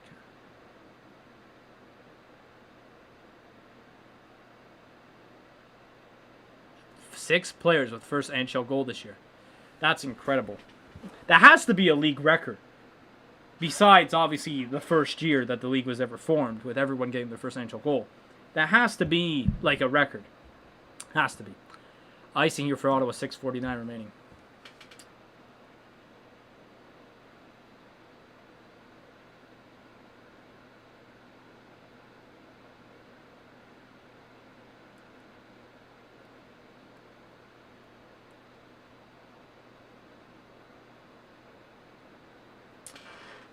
What's going on here? Hand pass.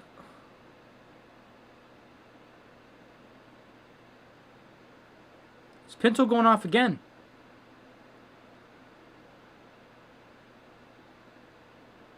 What happened here? So off the face-off. Let's see.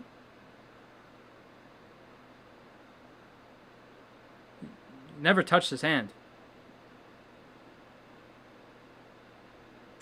Pinto's going off here for hand on the puck, but he never touched it with his hand. Do I play hockey? I play hockey, yeah.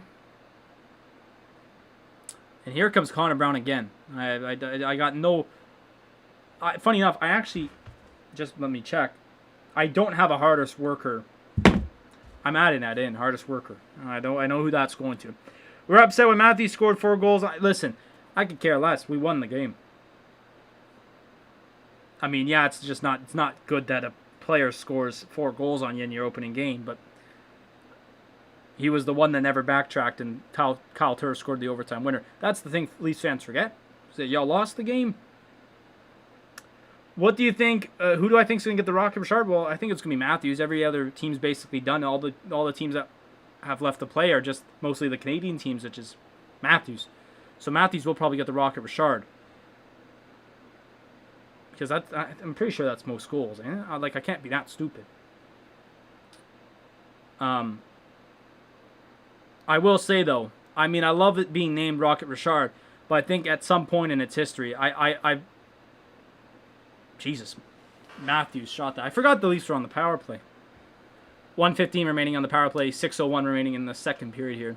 I think, honestly, they might... Me, personally, I would not be opposed if they changed it to the Alex Ovechkin Award in the future. For a guy who has played many, I can't give the exact number of seasons. How many times has he won it? You know, in that time, right? Especially early 2010s, he won it almost every year, right? I'll have to check that out. But like I would not be opposed if they changed it to the Alex Ovechkin Award in the future. I would be one that supports it, because the facts are all there. The facts are all there. I mean, then you could change that with every award for whoever wins it the most. Ooh, good chance they're for Nylander just couldn't get the tip. But, I mean, I honestly, in the next 10 years, I think they should maybe like consider changing the names of the awards. I'll be honest. Like, I would not be opposed to that, because obviously, like, I mean, yeah, you have like the founders of the league and all that, and, you know, but like, I think some of the awards should be maybe changed because of the fact that, you know, those players dominated those awards or whatever. Or dominated being the best defenseman. Like, think about, you know, I mean, the Norris, I think Norris is kind of difficult. I think nobody should get the trophy because the guy works so hard, who's so good. What, you mean the Rocket Richard, or just being changed name? Ooh, chance there, actually. So 2 shots on the last Leafs power play. 4:40 remaining here in the second. Are we going to get a little pause or no? It doesn't seem like it. Yes, we are. Like, I'll be honest, I wouldn't be opposed to them changing the names. Like, the ones that are already kind of named after players. I mean, I get the Ted Lindsay one because that's the NHLPA award, which that's the Players Association. And Ted Lindsay was, like, the founder of that. But some of the awards I wouldn't be opposed to. Because let's see. I'm gonna look this up. Rocket Richard Trophy. Spelled that wrong. Winners. Like, Ovechkin is a 9-time winner of the trophy, man. Like, think about it.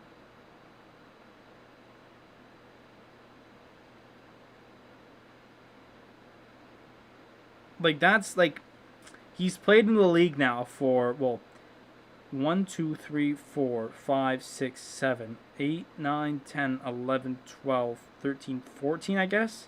15 years? There should be a I think so too, Walt. I think so too.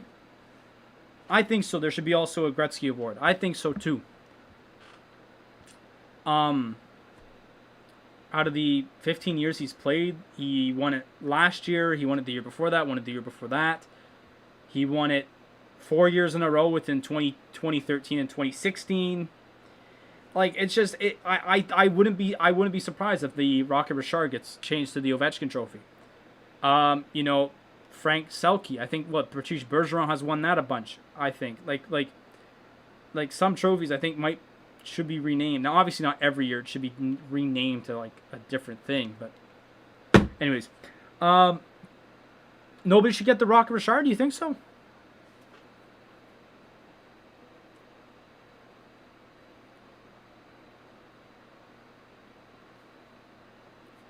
I don't know. I think people deserve. I think the awards are deserving this year. That every team's played the same amount of games. I think everything is kind of deserving this year. I mean, the cup is. I mean, except if the Leafs win, the cup is deserving. I think. That's a joke. but everything's been equal this year. That's the thing that I find fine about this year, is that it's equal. Last year teams played 71, 68, 69 games. It was a like fluke of why some teams got into the playoffs. Like, I don't know how some teams made it into the playoffs when they played more games than other teams who could have had points to reach those playoffs. You know what I mean? Like, that's why I found last year so fluky. I just said, listen, take the win percentages. Take the win percentages, and there's your playoffs. I did not understand last year's playoffs, and I still say it. Like, there's some teams in those playoffs that did not deserve to be in those playoffs. Take the win percentages of the teams, and that's it. The Leafs are done in the future round of the playoffs.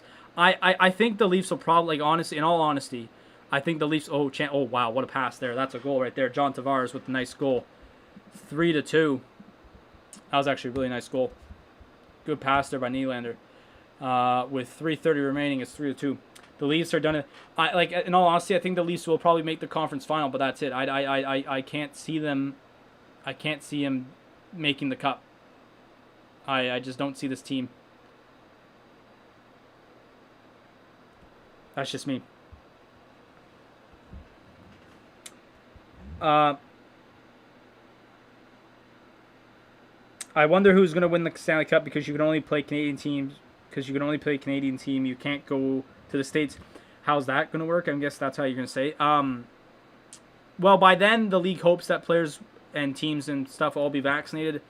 Obviously, travel restrictions, it will be a bit weird. Here comes Brady Tkachuk and Josh Norris here. Ooh. Well, now he's getting into a Foligno.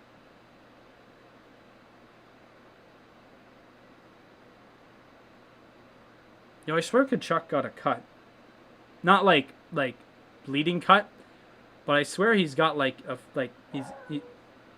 dog. I swear he's got like a face cut, or haircut. Anyways, no, the Canadian teams, they will. If the Leafs win, I think they'll go to, or whoever wins in the Canadian, I think they will go down. The U.S. has no quarantine basically. The U.S. basically has no quarantine. How do the Leafs have a power play? Okay, it's 4-on-4. I was gonna say there's no way out of that play one team got a power play. So it's gonna be 4-on-4 for 2 minutes here. The U.S. have barely any quarantine period. I mean, the NHL I think will enforce it, so they will have to do that. They've also been thinking about bubble, which that's why they're maybe hoping that. I don't think if there is a bubble, it will be here in Canada ever again. I don't think it will be, because of the current COVID. I mean, it's been going better for COVID and all that, but actually, it could be in Canada. If things start going down, people start getting vaccinated, it could possibly be in Canada, I guess, because at that time, I guess it would be good. But anyways, my point is, basically, the league would probably force some type of quarantine. Good play there by Connor Brown. I've changed my mind on the... that's going to be the guy that wins, the hardest worker sent. If the Leafs win, do they go to the quarterfinals? The Leafs will, because I think it's the North Division. I don't know how they're setting it up. It's the first round, second round, and then the third round's the conference final, and then the final. But I know this was asked a long time ago. Are you going to cover the playoffs? Yes, I am. Mostly just the Canadian stuff. And mostly depending on time. I usually don't like streaming past, like, the latest I'd probably go is like 8:30 for a game. Like, that would be after that, the game would start at 8:30. That's the latest I'd go. But it should be, I will be covering both, at least the Leafs Habs series, because that's going to be 7 p.m. starts every game. The Jets Oilers will be a bit of a different look, but definitely the idea as of right now. So 30 seconds remaining here in the 4-on-4. Ooh, if I'm Gustafson, I'm just holding that. Okay, never mind. That was all that for Foligno. I know. I mean, they both kind of went at the end, but the refs have been a bit weak this period, I'll be honest. Yeah, so the 4-on-4 is about to end in 5 seconds here, so see if the Leafs can get something going. Who is Annette? I don't know who Annette is. I don't know. Flino at the box. Gets a shot in.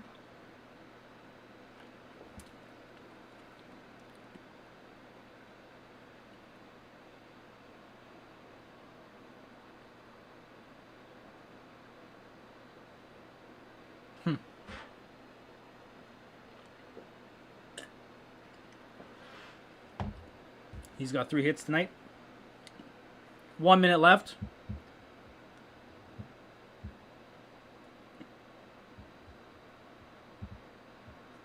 Just a reminder, in the second emission, we are going to be doing our awards after we do our stats and scores from around the league. Some of the games have ended their first periods, at least. So we will get to those, unless Ottawa... Oh, nice move by Drake. Into Josh. Back to Brandstrom. Shot. Ooh, good save. And that left the field of play. 38 seconds to go. It's been a good second period for Ottawa, I'll tell you that. This was just nice. That was actually a really good play.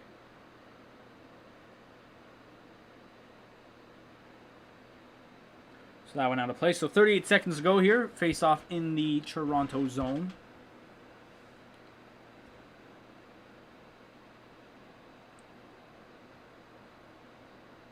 Ooh, tipped on. Oh, Danov get that puck.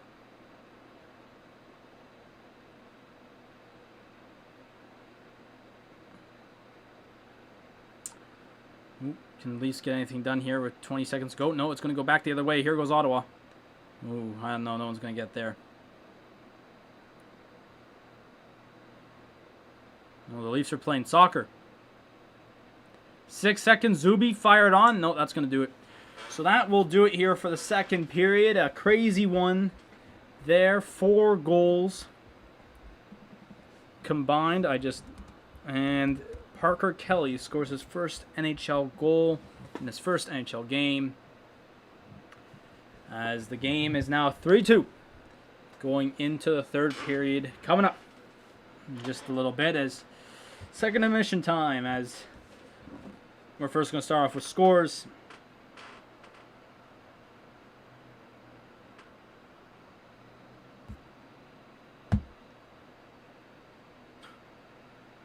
What is this?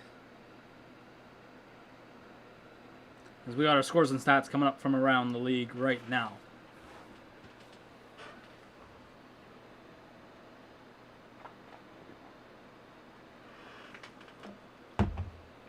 Who's my favorite player on Ottawa?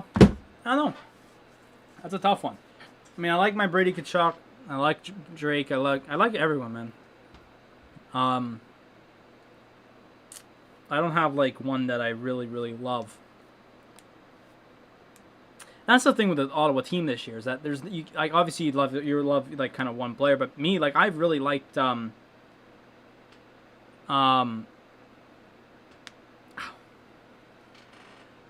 this year I've just kind of liked everyone on the team. You know, in the past, right? I love Daniel Alfredson. Like he was my guy. But you know, now the team has kind of gone to like a one, or the team has now become an entire team. I mean, Alfie was part of a great team, but he was the one guy that stuck out for Ottawa. Do you have a problem with the NHL always posting Matthews on Instagram? I mean, depending on what it is.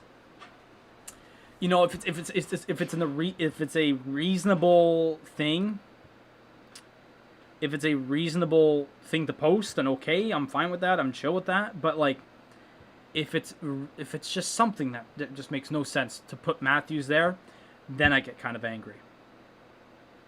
You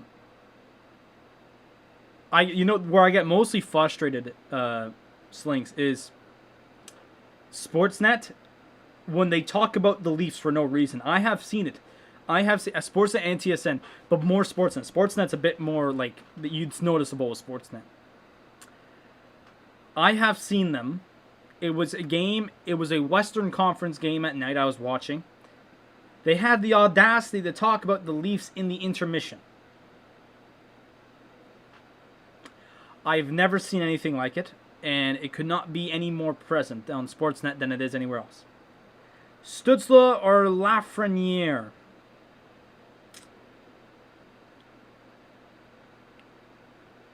Ooh. I mean, how is Lafreniere? I think Stutza. I think Lafreniere has been I really don't know how Laf's doing or how he did. They fired their coach 2A, by the way. I don't know if anyone saw it, but the Rangers fired their head coach. So let's get to the stats right now. So at the end of the second intermission, or at the end of the second period, sorry, Ottawa is now leading 3-2, as you see down here. They're already showing Stanley Cup ads. Holy cow! So they are. So you know what? I was questionable about doing the Canadian games, I guess, or about doing the American games. We could do probably some American games if you guys want. But so goals in that second period, 6:01 in. Jake Muzzin on the power play. Joe Thornton and Alex Kerfoot get the assist. So it was 1-1 at that point in time. Connor Brown then scores 3 minutes later, shorthanded. Nikita Zaitsev, 2 points, and that gets the assist on that one. Then just 3 minutes or so later, Parker Kelly gets his first NHL goal. Eric Branstrom and Artem Anisimov get the assist on that one. So 3-1 there. And then with 4 minutes after that or so, John Tavares scores. William Nylander and Jake Muzzin with the assist. So Muzzin and Zaitsev having pretty good games. Yes, that's true. Sportsnet always talks about the Leafs. No, exactly. For me, mostly, I find Sportsnet just gets it way over, man. It's way crazy. In that second period, the shots were 18-12 for the Leafs. Faceoffs. So, like I said, listen, faceoffs can turn around pretty quickly. The faceoffs are now 23-18 for the Leafs. Power plays, the Leafs are only 1 for 5, and the Sens are 0 for 3. So the Leafs have had a bit of trouble here on the power play against the Sens. The hits are 18-12, and the overall total shots, or the hits are 18-12 for Ottawa, and the overall shots are 24-22 for the Leafs.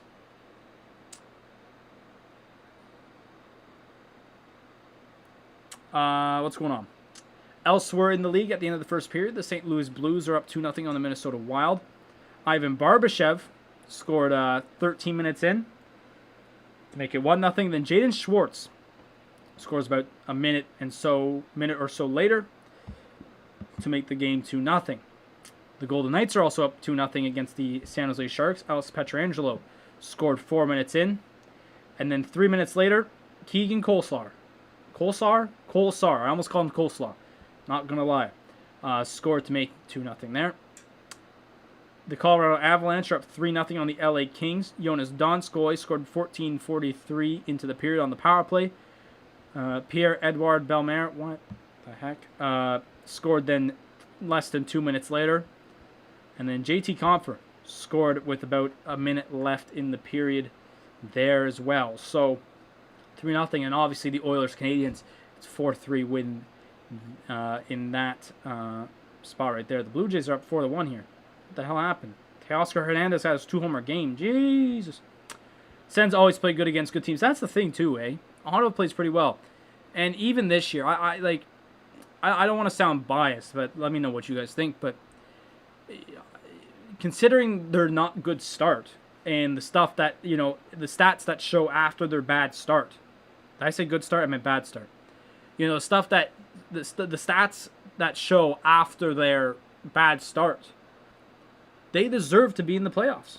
The Torontonians, they feel like they're in the center of just that. I actually saw this tweet, and I thought it was actually really cool. And pretty, actually, kind of facts as well. As I just want to say this. I saw this tweet earlier, like 2 days ago or whatever. Where is it here? I saw this tweet. What the hell is this? I saw this tweet a couple of days ago.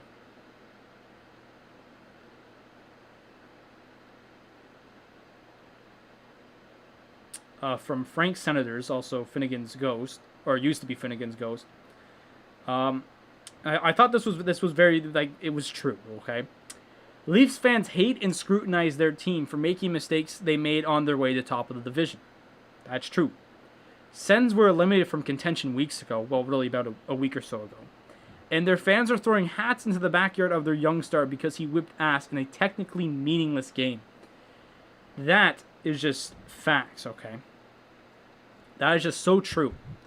because the fan base here, and Brady Tkachuk talked about it, I think, after that Winnipeg game, or even the Calgary game. He said community. Community is what we're going to have with this team heading forward. Next, XL next year, Ottawa can make.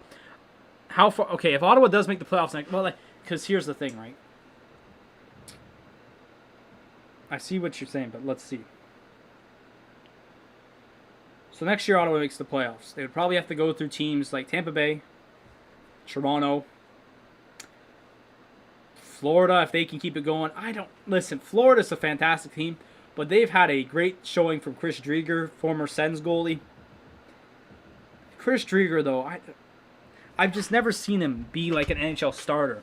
I just can't see him, possibly being that. But in all honesty, like, you'd have to get through Tampa Bay, at least Tampa Bay, Toronto, probably Boston.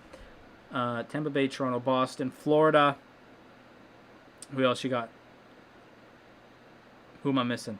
You got Montreal, Detroit, and Buffalo, right? Buffalo, who knows? Buffalo can probably win the Cup next year if they get the pieces together. Then you also got Detroit, who's on their way up as well. So Detroit's going to be interesting to see too.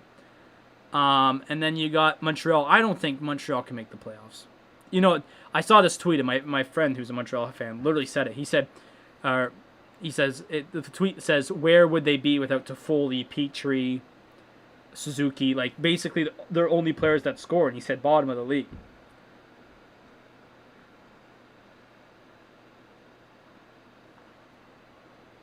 What is this? Is this XL again? You know what Ottawa is against good teams, though? Facts. Anyways, so the point is, I think Ottawa you can make a case. So how far would they go? I think the thing with Ottawa is that, I'm saying this now, I'm going to get sat down, is that they don't have the playoff experience on their team. So it'd be tough at the start. I could probably see maybe a first round at best. But I could also probably see second round. I think if you talk conference final or final, you're probably diluted. But a reasonable for Ottawa, if they make the playoffs next year, would probably be first round. But it's possible I could see a second round. But anything farther than that, I'd be surprised. That's just me. All right, time to get into our Sens Awards, because obviously people have been waiting for this. This is our first ever Sens Awards, really. So I'm just going to go down the list. Habs fans are overhyping Caulfield. I saw that on a tweet too. I said that too. I said I think Caulfield is going to be a good player, but I think the Habs fans are just too excited. In my opinion, I think Montreal's just pooping in the bed. I think so too. So here we go. Let's get into the Sens Awards. So Sens Awards, obviously, there has been an award that has been added because I added it mid-period. But basically what we're just going to have the MVP of the year, best defenseman of the year, best goalie of the year, rookie of the year. So basically we're going to have the Hart, Norris, Vezina, Calder, and the Selke, the best defensive forward. I also added 4 other ones just on my own. Best newcomer, biggest surprise, and biggest letdown, and also hardest worker. Okay. So I think should we just go down the line? Let's just go down the line backwards. Obviously we don't want to, because MVP is always the best, right? So hang on here. So hardest worker, I said it in the period, but hardest worker for me has been Connor Brown. Just his work ethic this entire season, getting that 20-goal plateau, just being in the right spots to score a goal. I think Connor Brown, to me, has just been probably the best player. And by the way, I just want to say, if you guys have any rebuttal, or if you think it's another player, let me know down below. Let me know, or not down below, but let me know in the comments. But I think Connor Brown is the Sens' hardest worker, plain and simple. Biggest letdown. Now this one, I was looking at this one, right? And I was looking at the Sens stats and just their overall season. Obviously, I think the biggest letdown this year was Matt Murray. I know I kind of give him credit for how he played when he came back from his injury. But if you look at his bare stats, they were garbage. Plain and simple. Garbage. I do actually have some honorable mentions. Honorable mention is, I put this in here because I realized this in my stats. I put Derek Stepan down. Derek Stepan only played 10 games. I think it was 10 games. I can't remember the full stats. He only played 10 games. I mean, yes, it was due to injury. That's why I almost put him as the biggest letdown. But the thing was that he got injured. So I'm not saying he deserves to be the biggest letdown, but I'm just saying that who's in net for the Leafs? It's Frederick Anderson. Hey, now. So anyways, I put Matt Murray as the biggest letdown. Honorable mention was kind of Derek Stepan, but half of an honorable mention simply because of his injury. All right. Next, biggest surprise for me. This is for me. So I think this one, I'll be honest. This one for me, I think is up in the air for anyone. Biggest surprise. Okay. This one for me is biggest surprise. I said Connor Brown. For me, I always found Connor Brown as that third line scorer for Ottawa. In his years he's been here with Ottawa. Was it 3 or 2 years? I never saw him as a big player like he is today for the team and how well he's played this year. That's why I said he's the biggest surprise to me, because he surprised me with doing so well. Because I've just seen him in the previous years being the third line scorer, and that's really it. So that's mine. I know probably some people might have another opinion, but I said Connor Brown's probably my biggest surprise this year. XL says Dadonov got to get the biggest letdown. I thought about that too. He has been a bit of a letdown too, but I decided to go with Murray and Stepan. So best newcomer, okay? Best newcomer.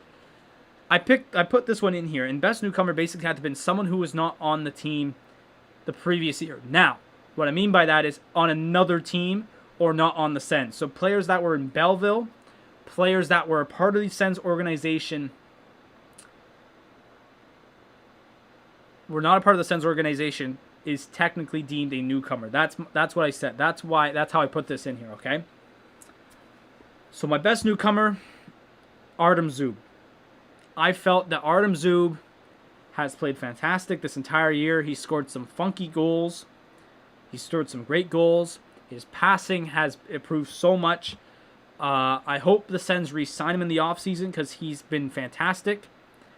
And so, yeah, Artem Zub, I think, is the best newcomer for Ottawa this year. Messi or Ronaldo, who's my favorite? Ronaldo, I'm not going to lie. I like Ronaldo. But, no, Artem Zub is the best newcomer for Ottawa this year. All right, now we're going to get into the real awards, but just 1 second. Drink time.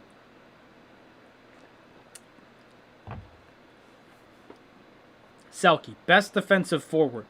Okay? This one for me, I don't think this should be a prize for a lot of people. Connor Brown gets the best defensive forward. Mostly for the same reason that for his hardest working. You know, look how he plays on the penalty kill. Look what he did tonight on the penalty kill. Just this entire work in the defensive end is so crucial, so key. And I loved how he's done all year.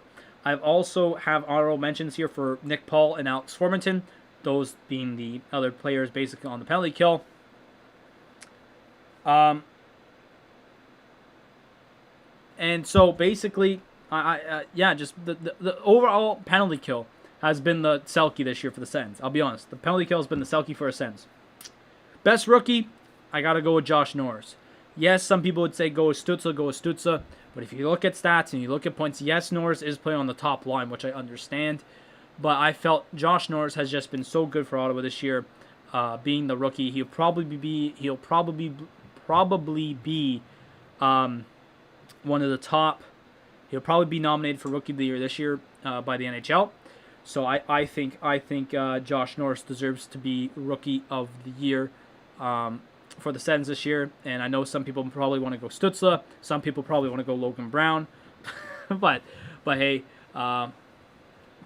that's just me. Now, best goalie. We have lots to choose from. I think 5 or 6 to choose from. There's a lot of places where we could go here. I've gone with Philip Gustafsson. I've not gone based off of goalie appearances because honestly that's out of whack technically now. I've gone with Philip Gustafsson. I don't think there should be any rebuttal on that.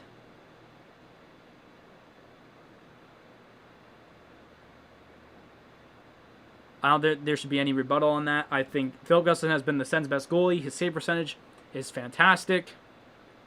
His goals against is great. So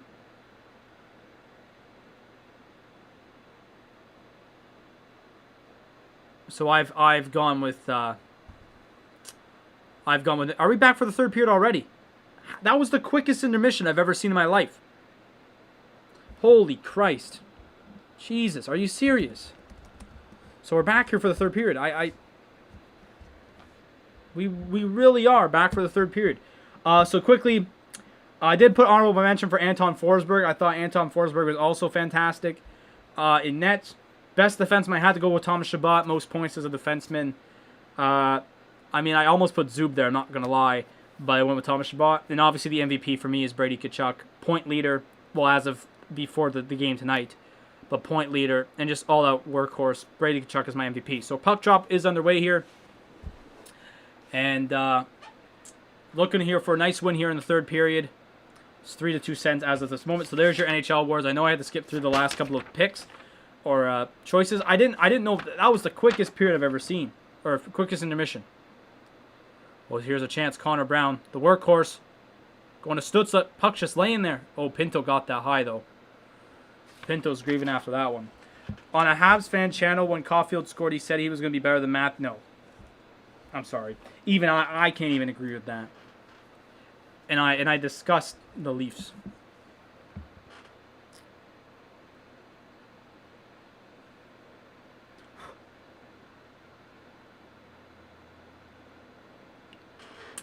Yeah, Pinto got in like his arm or whatever. So hopefully Sens can come away here with a win. It'll be nice to get some here.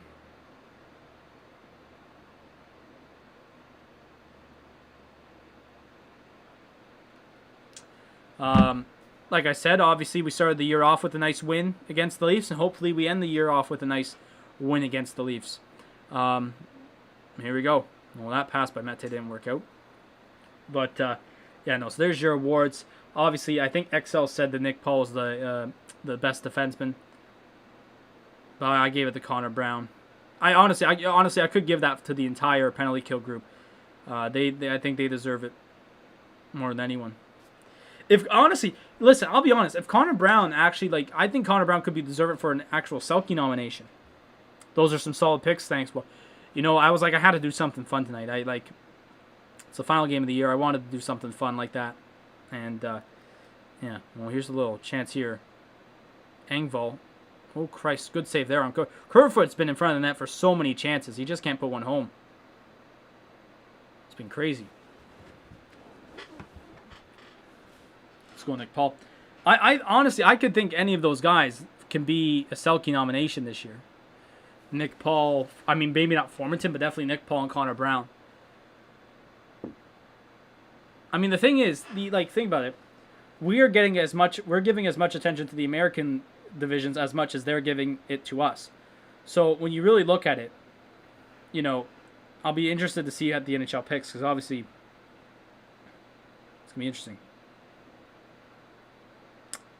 Who are my top 3 players for league MVP? Ooh, probably. Okay, Christ Almighty, how is that not a penalty? Probably McDavid, I think, will win it. Puck goes out of play here. I think McDavid will win it. He's best player in the league. You could also go. You know what? That's a tough one. See, this is what I mean. I don't have enough coverage of the American. I think I would, but.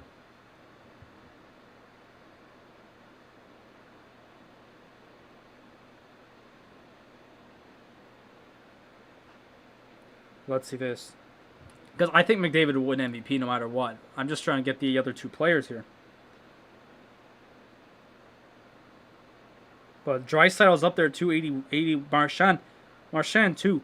Honestly, and that's what it is now. The Hart has just kind of become more of a points thing, I find. It's not maybe Hedman, maybe possibly, but it's now just become who has the top points in the league, which makes no sense. But I think McDavid will be the winner of this year's Hart. It'll be tough to beat that.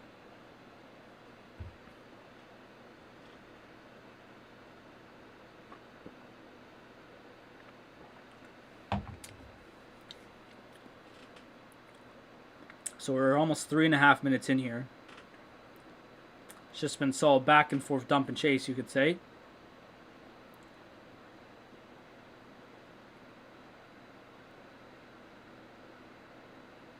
How is that not a penalty either, bro? That's...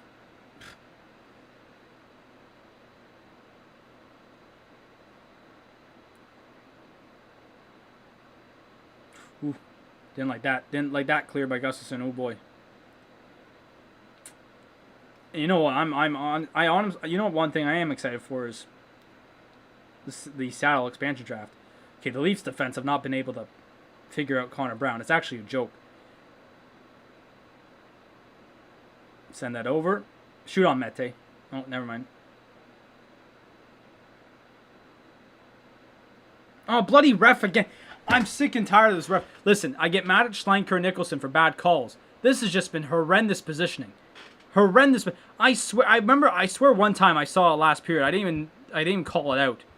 But it was like a one-on-one or whatever. And the ref cut right in front of Bernard Docker. I have no clue what this ref's positioning skills is.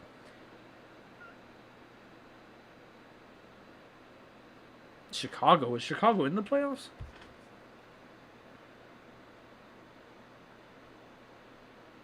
No, Chicago isn't even in the playoffs, man.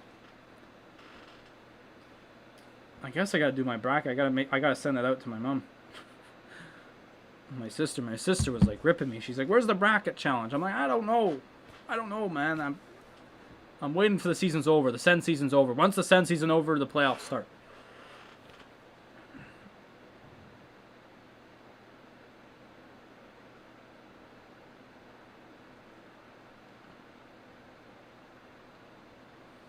But maybe that's one fun thing we'll do. We'll do like an NHL bracket challenge. I don't know. Well, here's gonna see Drake in front. Oh, what a chance! Dump that back around. That'd be the Zuby. Oh, keep fighting, Zubs. Oh. You know, they actually just showed a stat on the TV, which I found so interesting. The Leafs have the second fewest goals by defensemen this year. And that's honestly...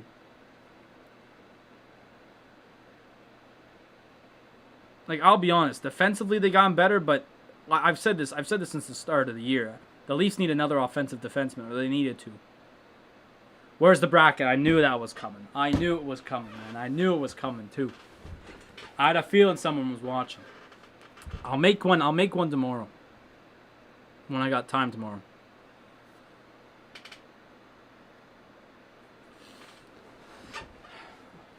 Listen, we got till Saturday. I think we're okay, I think.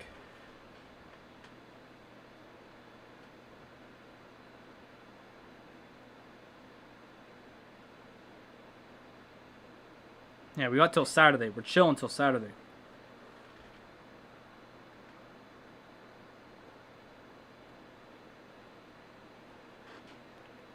But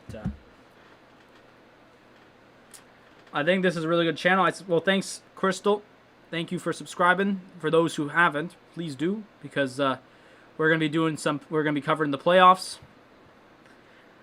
Probably looking at time zones, probably Toronto and Montreal the most with that first round series. Honestly, there might be other games going on. I might be able to do those. You know what? Obviously, I've said this before on the channel. I just kind of like talking about whatever sport's being played on or being done on the channel right now. So, I like talk about hockey if I'm watching hockey, or if I like talking about soccer if I'm watching soccer, or vice versa. But point shots blocked there. But I was looking at this year's Euro tournament. And, good play there by Zuby. But, and I'll have tons of time this June to watch the Euros. So I might be able, for those, if anyone comes and watches soccer, I don't think anyone here does, but if anyone does, I'll be probably doing the Euros. So if you want to watch your European country play, I might be able to do it in their game. Good play here by Galchenyuk. Nice edging there by Zaitsev, sorry. 13. Read numbers, man. 12:30 remaining here in the third. And there's your time update.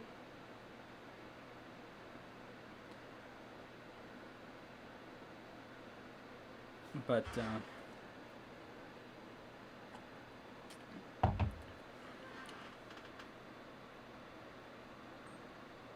oh, I see. Okay, sorry, Zach. That's my bad, Zach. Well, thanks for subbing, Zach. There you go. You know, that happened. That happens a lot here on this channel. You're not the first one, Zach. Don't worry about it, bro. Honestly, listen. So they're taking a timeout here. 12 minutes remaining. Listen, Zach. You were not the first. You were not the first one to have a different channel. There was. Oh God. First of all, there was TTV Ways, who's now Justin, and his name's Nathan. Don't know how that worked out.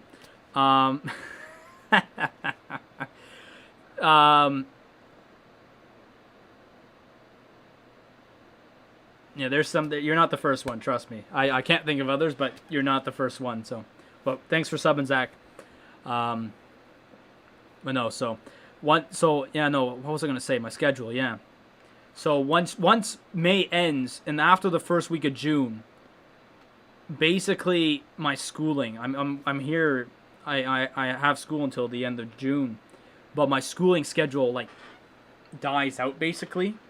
So I only have like one class a day. So like I'm gonna have at least one half of my day to do like whatever I want basically.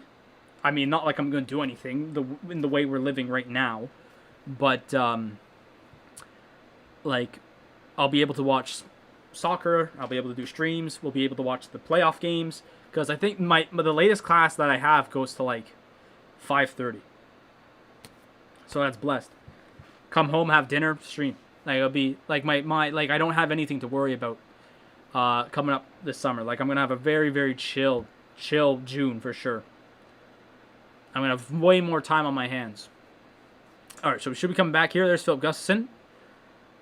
199 goals against and a 940 save percentage. This guy's mad. Who's my favorite center of all time? Daniel Alfredson, man. That's my guy.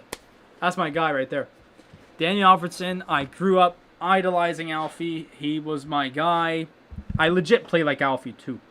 When I played hockey, I was not really that good at hockey, but I mean, I never, played high levels of hockey. But when I did, I was legit Daniel Alfredson, bro. And one thing you have to forget, and one thing actually people, Sens fans, or some, not most Sens fans, but some generic hockey fans and people that don't know about Daniel Alfredson, is that he played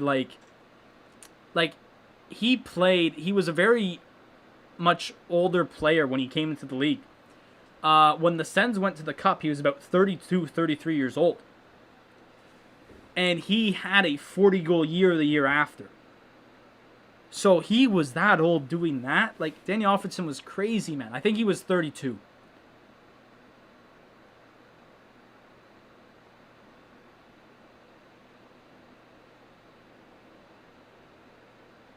So, people don't know that. Is that Alfie played, obviously, till he was older, but he was very old entering the league.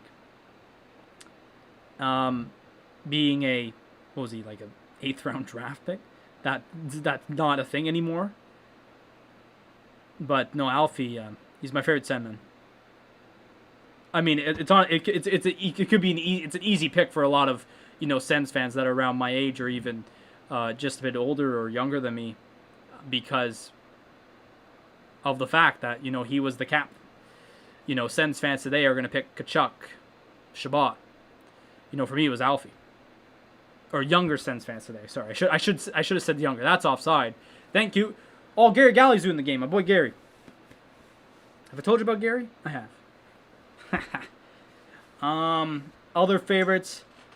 I am like one of a few that say that his banner deserves to be in the rafters, but Chris Phillips. I'm not surprised that after COVID, I'm not surprised if Chris Neil goes up there as well.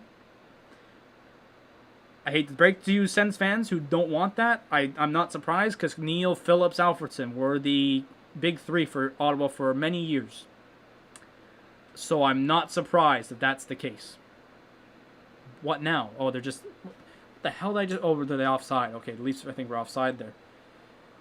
There's this... Like, the Leafs just pulled away from, forechecking on Victor Mete. I'm like, what the hell am I witnessing? Anyways. So, yeah, I'm not surprised if Neil's number goes up there as well.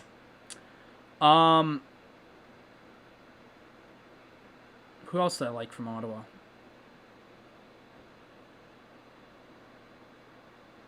Oh, watch out there. Oh, good save, Gus. Man, Gustin's just sick. Who else? What other sends? Honestly, I have Anton Volchenkov in my head. Now, he didn't play like a ton of years here in Ottawa, but Anton Volchenkov, sick. Mike Fisher. That was fun, Mike Fisher, when he was here. I know I'm kind of just relating to the older Senators, but obviously you got yourself your Carlson when he was here. What the hell was that? Why was there no call there? Carlson when he was with Ottawa. Who else? Like Mark Stone. Some great players, man. But definitely Alfredsson's my favorite. Oh, what the hell was that?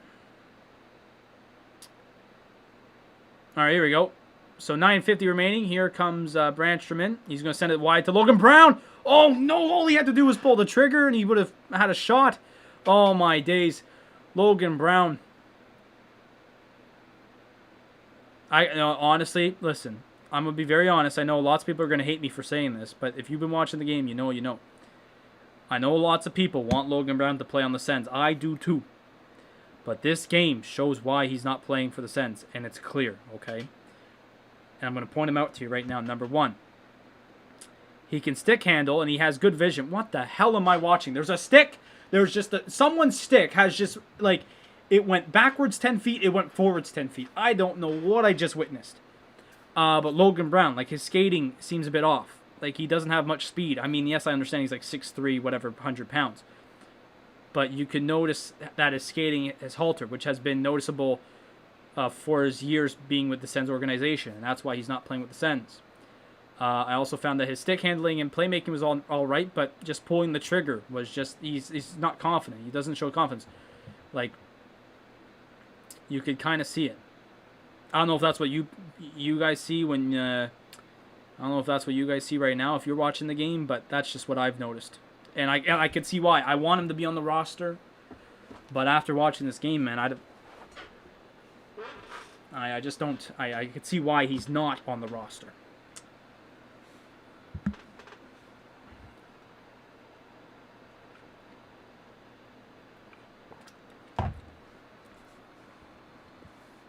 .8:26 here remaining in the third period. Ottawa just wants to get that insurance marker, because that would be good. That'd be good to get that insurance marker for sure. And go home happy. But we'll have to wait and see here. I wonder what some of the players are going to do. I think I got asked this. I don't know who asked me this. But they're like, what are the players going to do at the end of the season, right? Because you got yourself...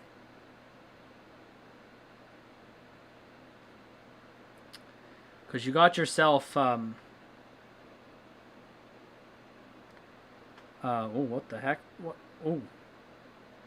Because you got yourself like players like Tim, who's going to have to go back to Germany. You got yourself Zuby, who's going to have to go back to Russia. Zaitsev, Russia. I wonder what's going to happen there. Make sure to subscribe to the channel if you haven't yet. Please leave a like on the stream. And also, if you click the link down in the Discord server and... if you click the link, you'll be able to join the Discord server where you get stream alerts 10 minutes before I stream, every stream. Stream schedules every weekend. And overall, just some chat and any channel updates I'll put up on there. Who's my favorite hockey player of all time? My favorite hockey player of all time. Honestly, I mean, my favorite hockey player of all time. See, the thing is, for me, like, I would say Daniel Alfredsson, but just to, ooh, what happened here? Tim shot that out of play.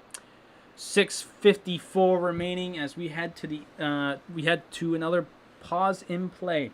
Because honestly, for me, I could say, Daniel Alfredsson, right? Because he's my favorite Sens player. But the thing is that, I kind of like hockey player. to me is like more like a legend, like a player or not like a hockey legend. Honestly, to me, like I'd have to go with Crosby. I mean, love him or hate him, he is actually one of the best players in league history that I've watched personally. Like you just have to understand that Crosby is actually one of the greatest one of the greatest hockey players. That's why he's one of my favorites. Up until 2017, he and I were chill. Crosby and I were chill. Once the Mark Mathod incident happened, that's when it turned. But no, in all seriousness, Sidney Crosby is my favorite hockey player to watch. Especially when he was in his prime.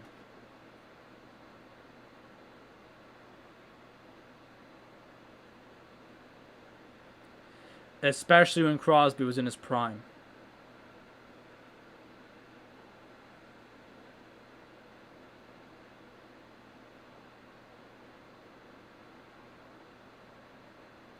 The MVP award should be called MVP like the NBA.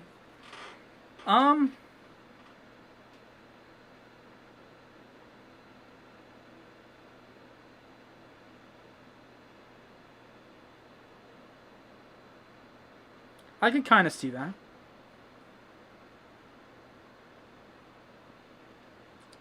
I mean, I kind of like the Hart. I'm not gonna lie, I kind of like because that's just like its own thing, you know what I mean? But that's actually a tough one. But hey, what do you know? I'm chill with it being the Hart though, because it's its own unique name. That's what I kind of like about the NHL awards, is that they all have unique names. You know, like the NBA, it's just the sponsor, Defensive Player of the Year, Rookie of the Year. You know, or was it the Kia MVP award? Like I like it when it has like a certain name.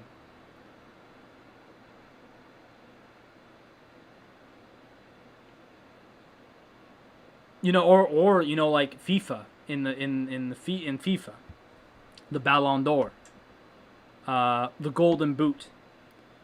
I don't know what they have for the best defenseman.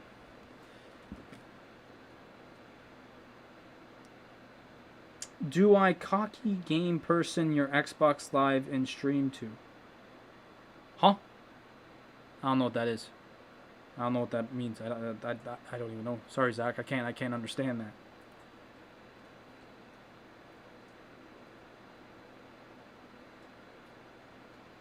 I'm gonna guess it. I don't even know what that says. I'm sorry, Zach. So we're now down to 5:40 here on the clock. 5:40 here remaining in the third period. Once again, Ottawa looking for that. Oh, no one was expecting that pass. Looking for that insurance marker. Because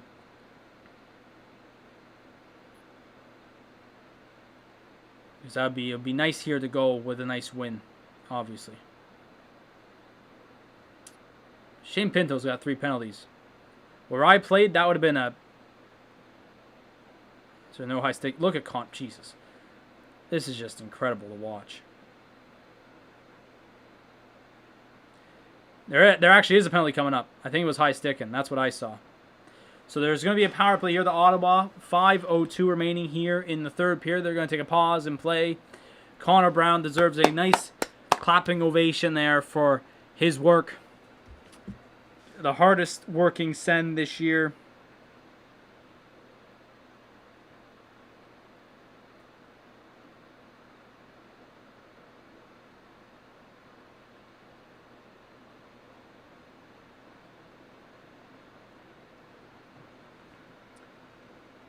How to give your Xbox and live streaming.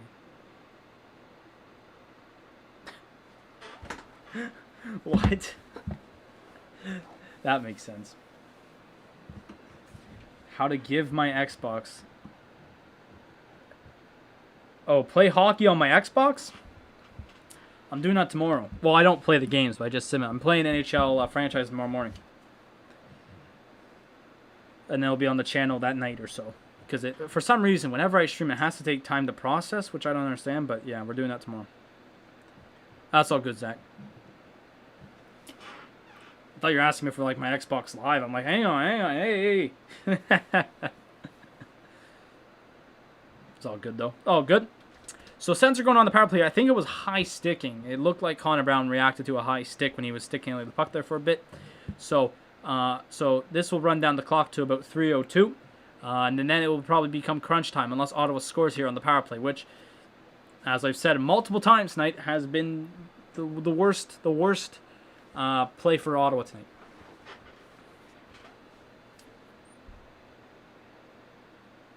So let's see, is it high sticking? Yeah, right here. So who went off, Morgan Riley or John Tavares? Yeah, oh, John Tavares. Oh, geez, yeah. So John Tavares, Captain John Tavares is going off for high sticking. There's Gary. Oh, Gary looking good. I miss Gary. And obviously Chris Cupford. So he is bleeding. Is he bleeding? So is that 4 minutes?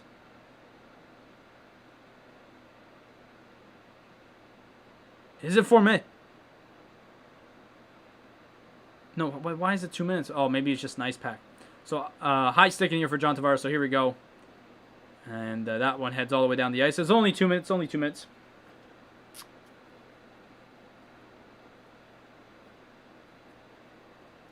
And so let's see if Ottawa can get something set up here. Because the Leafs have had the Sens stuck. And the Sens have had the Leafs stuck on the power play. What I mean by stuck is held to basically nothing. And oh, that was not a good play. And the Leafs got to take the puck up every time because basically they are down bad. Now here goes Ottawa back the other way. You got yourself a 3-on-2 if lucky. Oh, for God, how did you forget the puck? How did you forget the puck? That's going to go down. What did that hit? That puck was heading down opposite corner. How did it end up on the near side boards? I don't know. Here we go. Here's Stützle. Okay, Stützle. I could not tell you what this power play break-in is. It's honestly atrocious. We're now with 1 minute left here on the power play for Ottawa. So Connor Brown's back out there after getting, I guess, a little ice on his nose, it appears to be. See, the thing is, Ottawa likes chipping it in and dumping it in. They've just not been able to get it by that second defenseman. Because they like breaking in, passing it out to the outside to that player on the outside. But that player on the outside has to get it around the boards. But every time they try to do that, the Leafs pinch and they're done. This is awful. Of course, Connor Brown is the one to help him out and break it in. Oh, jeez. Changed my mind. Oh, there's going to be a penalty here, isn't there? Wow. Wow. There was no call there. We need that insurance goal. Walter, 100% agree. All right. So power play's over here. That was, oh, for God's sakes. That was the... So the power... Actually, no, the power play did pretty good, I think, on night one. Did it not? You know who I just realized is not playing tonight is Chris Tierney. I just realized that. Chris Tierney is not playing tonight. I don't know how that went over my head, but it just did. Oh, trying to wrap around. Oh, no! Austin Matthews just scored. Tied game. 3-3. Oh, my God. We need that insurance goal. And it's a tie game. Austin Matthews scores to tie it up. So with 2:38 remaining here. What the hell happened here?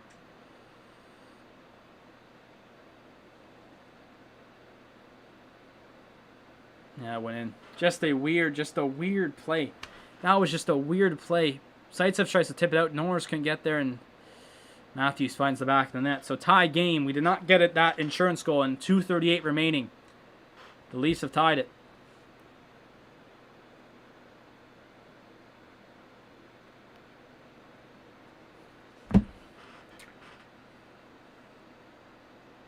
They give it no thumbs up. So here we go. 2:40 remaining. Sorry, I don't know why they added time, but 2:40 remaining here. It's tie game 3-3. Sens got to get something going here. That was a bit of a... That entire... I mean, honestly, the power play was the best thing the Leafs could do. The Sens have been really good 5-on-5, and that was it. Zach's happy with the goal.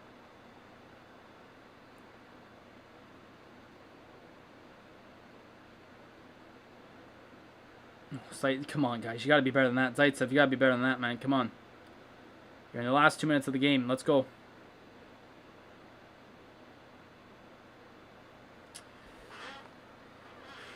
Let's go. Zach's happy. Zach's happy that they scored.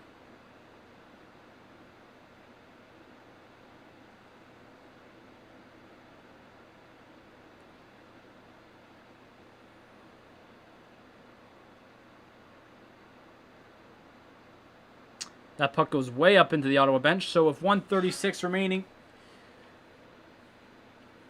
it's tie game 3-3. Come on, Ottawa. Let's see if we get a nice win here, hopefully.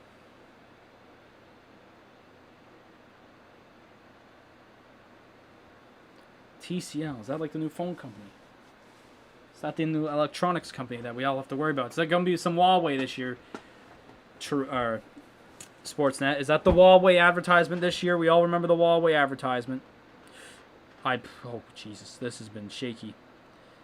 This has just been shaky. Oh, good work, Nick Paul. Come on.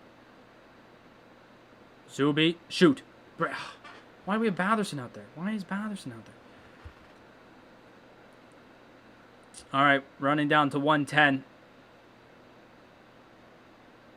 Oh, this ref stinks. Like, not because, like, honestly, some of the calls are bad. I'm not going to lie. But his positioning stinks. Nick Paul gets it in deep. We're finally in the last minute here. Zaitsev's on the ice, so you know what's coming here. Zaitsev, boom. You know it.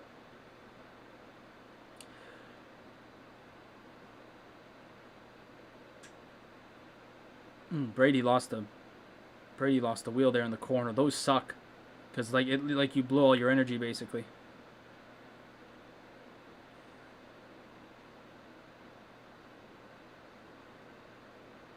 Oh no. Good play. You got 20 seconds left. Skate, Connor Brown.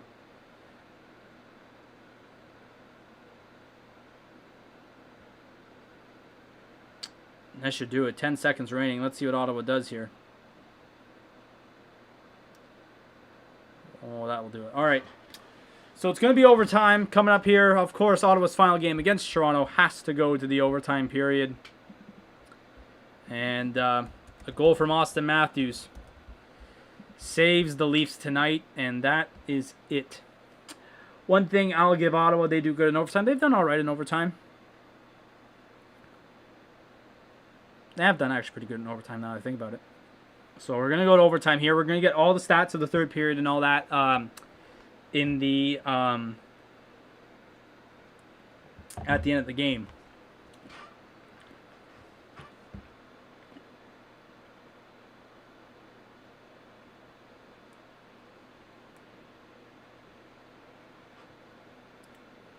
So I wonder, I bet NHL is going to post number 41 for Matt. I wouldn't be surprised.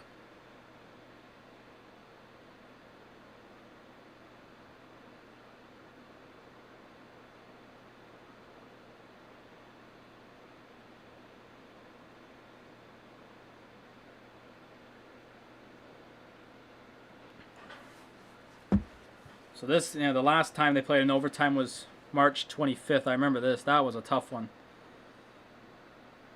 But it doesn't seem is Toronto. No, they're going to go with Matthews. So I thought Sheldon Keith would.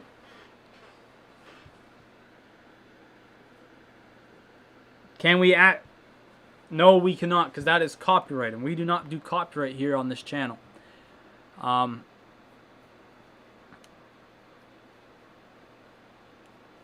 So here we go. It's going to be Mete, Tkachuk, and probably Norris. And it's going to be probably Matthews, Marner, Riley. One thing's for certain is that last time, I do believe, if my memory is correct, the last time Ottawa did play in an overtime period, that was the Cole Caulfield game, which he scored in overtime. And Brady Tkachuk caused the loss in that game, which I always thought was the cause. So here we go.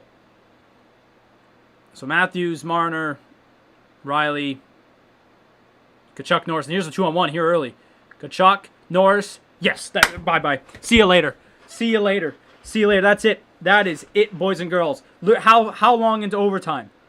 9 seconds into overtime, and the Ottawa Senators win their final game of the regular season and their final game of the 2020, or just the 2021 NHL season, of a final score of 4-3. Now it's like, what happens here? So the Leafs win the draw. Mitch Marner collects it, but what happened here? Oh, just an awful play there by Mitch. Just an awful play. And the pass to Norris, slides under Frederik Andersen. Norris with the goal. There it is. The Ottawa Senators win their final game of the regular season. We start the season off with a win over the Leafs. We end the season off with a win over the Leafs. And there you have it. There you have it. So the Sens will do stick raises to the crowd at the end of the year. They're pointing to all the fans. This is awesome. They're all clapping. What they would do now is jerseys off the backs. Where sometimes it would be season ticket holders. Sometimes it would be just fans from the crowd. A random ticket will be selected. And they'd go down to the ice at the end of the game, and they'll get a stick, or not a stick, but a jersey from a player, maybe a photo. Obviously, that can happen this year, but you know what? It's a fun way to end the year. Nice 4-3 win. Honestly, going back January 15th, feels so long ago, right? It feels so long ago. I sat here doing the Sens and Leafs game 1, and I was like, hey, this ain't that bad. And then we ended up losing 8 straight, 9 straight. It was a tough go for Ottawa, right? But honestly, I want to thank everyone who came out to every game that I did, even though if you missed one. I'm just not for every game, but just for those who came out to any game. Just a fantastic job by you guys, because without you guys, I would not be doing this at all. And don't worry, I will be back. Like Walter says, looking forward to seeing you in the playoffs. I will be here for the playoffs. Now, obviously, my beloved Ottawa Senators will not be in the playoffs, which is a crime in itself, considering the last 3 months of this league, the last 2 months of the teams that have played in this division. But I want to say thank you guys so much. It's been fantastic, and we'll be back for the playoffs. Leafs, Canadians, Jets, Oilers, whenever the hell that is. I don't know. But I'll be back for that. And I just want to thank everyone. For those who kind of just just hang around, stick around for the Sens stuff. I guess the next time you'll be seeing me wearing the Sens jersey would probably be draft, lottery day. That will be before one of the games on June 12th. Probably then alongside a watch-along of some type. But anyways, guys, thanks so much for coming out tonight. Actually, you know what? Hang on. Don't leave yet. We got to do the stats. What am I thinking about? I'm giving this nice speech. Man. We gotta do the stats. So anyways, end the games. I mean, there's one shot in that overtime period. Do I really have to go over overtime stats? Come on now. So in that third period, the lone goal came from Austin Matthews with 3 minutes to go to tie the game up. Basically, that's it, unassisted. And then the overtime winner, Josh Norris, ends off the year. Brady Tkachuk gets the assist on that one. The third period shots were 9-5 for the Leafs, and obviously the overtime shots were 1-0 for Ottawa. Faceoffs in that game, 32-24 for the Leafs. So Ottawa had a bit of trouble there in the third period as well. Power play, though, Ottawa 0 for 4. It was an ugly night for power play for Ottawa, and hopefully that turns around at the next year. Leafs go 1 for 5, so Ottawa's penalty kill, thumbs up, way to go.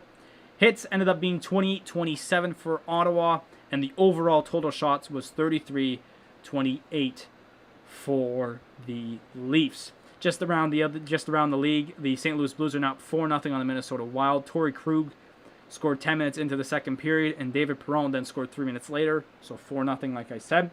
Vegas is also up 4-0 now. William Carrier gets a goal 3 minutes in to the second period, and Jonathan Marchessault then scores 4 minutes later, 4-0. It's 6-0 in Colorado. JT Compher scored 4 minutes into the second period. For his second of the game, Gabriel Landeskog then scored 6 minutes later to make it 5-0. JT Compher again a minute later to score the hat trick. So 6-0 there. And obviously, like I said, the final in overtime. Earlier tonight was the Oilers-Canadiens. Oilers beat the Canadiens 4-3. But anyways, guys, that's going to do it for me. Like I said, if you're just here for the Sens stuff, I'll be back June 2nd. But I will be back for playoffs whenever they happen in the Canadian division. Heck, I might even do some random games if they're on TV. So watch out for that, okay? I got to get some thumbnails ready because I have no thumbnails ready for any of those videos. But I will be definitely doing all that. But anyways, guys, thanks so much for coming out. It's honestly been a blast this year. We didn't do every game. We didn't do every game in February like I said I was going to do. We didn't do every game in March like I could have done. But honestly, guys, it's just been a blast. And we'll be back next year definitely for it as well. So make sure you subscribe to the channel if you haven't yet. Please leave a like on the video. Also, what else? Also, if you click the link down in the description below, you'll be able to join the Discord server where you get stream alerts, stream schedules, and just channel talk and all that, any channel updates I have. So you'll definitely be hearing from me about what games we'll be doing there. So if you want to know, check the schedule on that Discord server. Anyways, guys, once again, that's going to do it for me. Stay safe, take care of yourselves, and I'll see you guys in the playoffs in a few weeks later. Sadly, no Sens, though. Anyways, guys,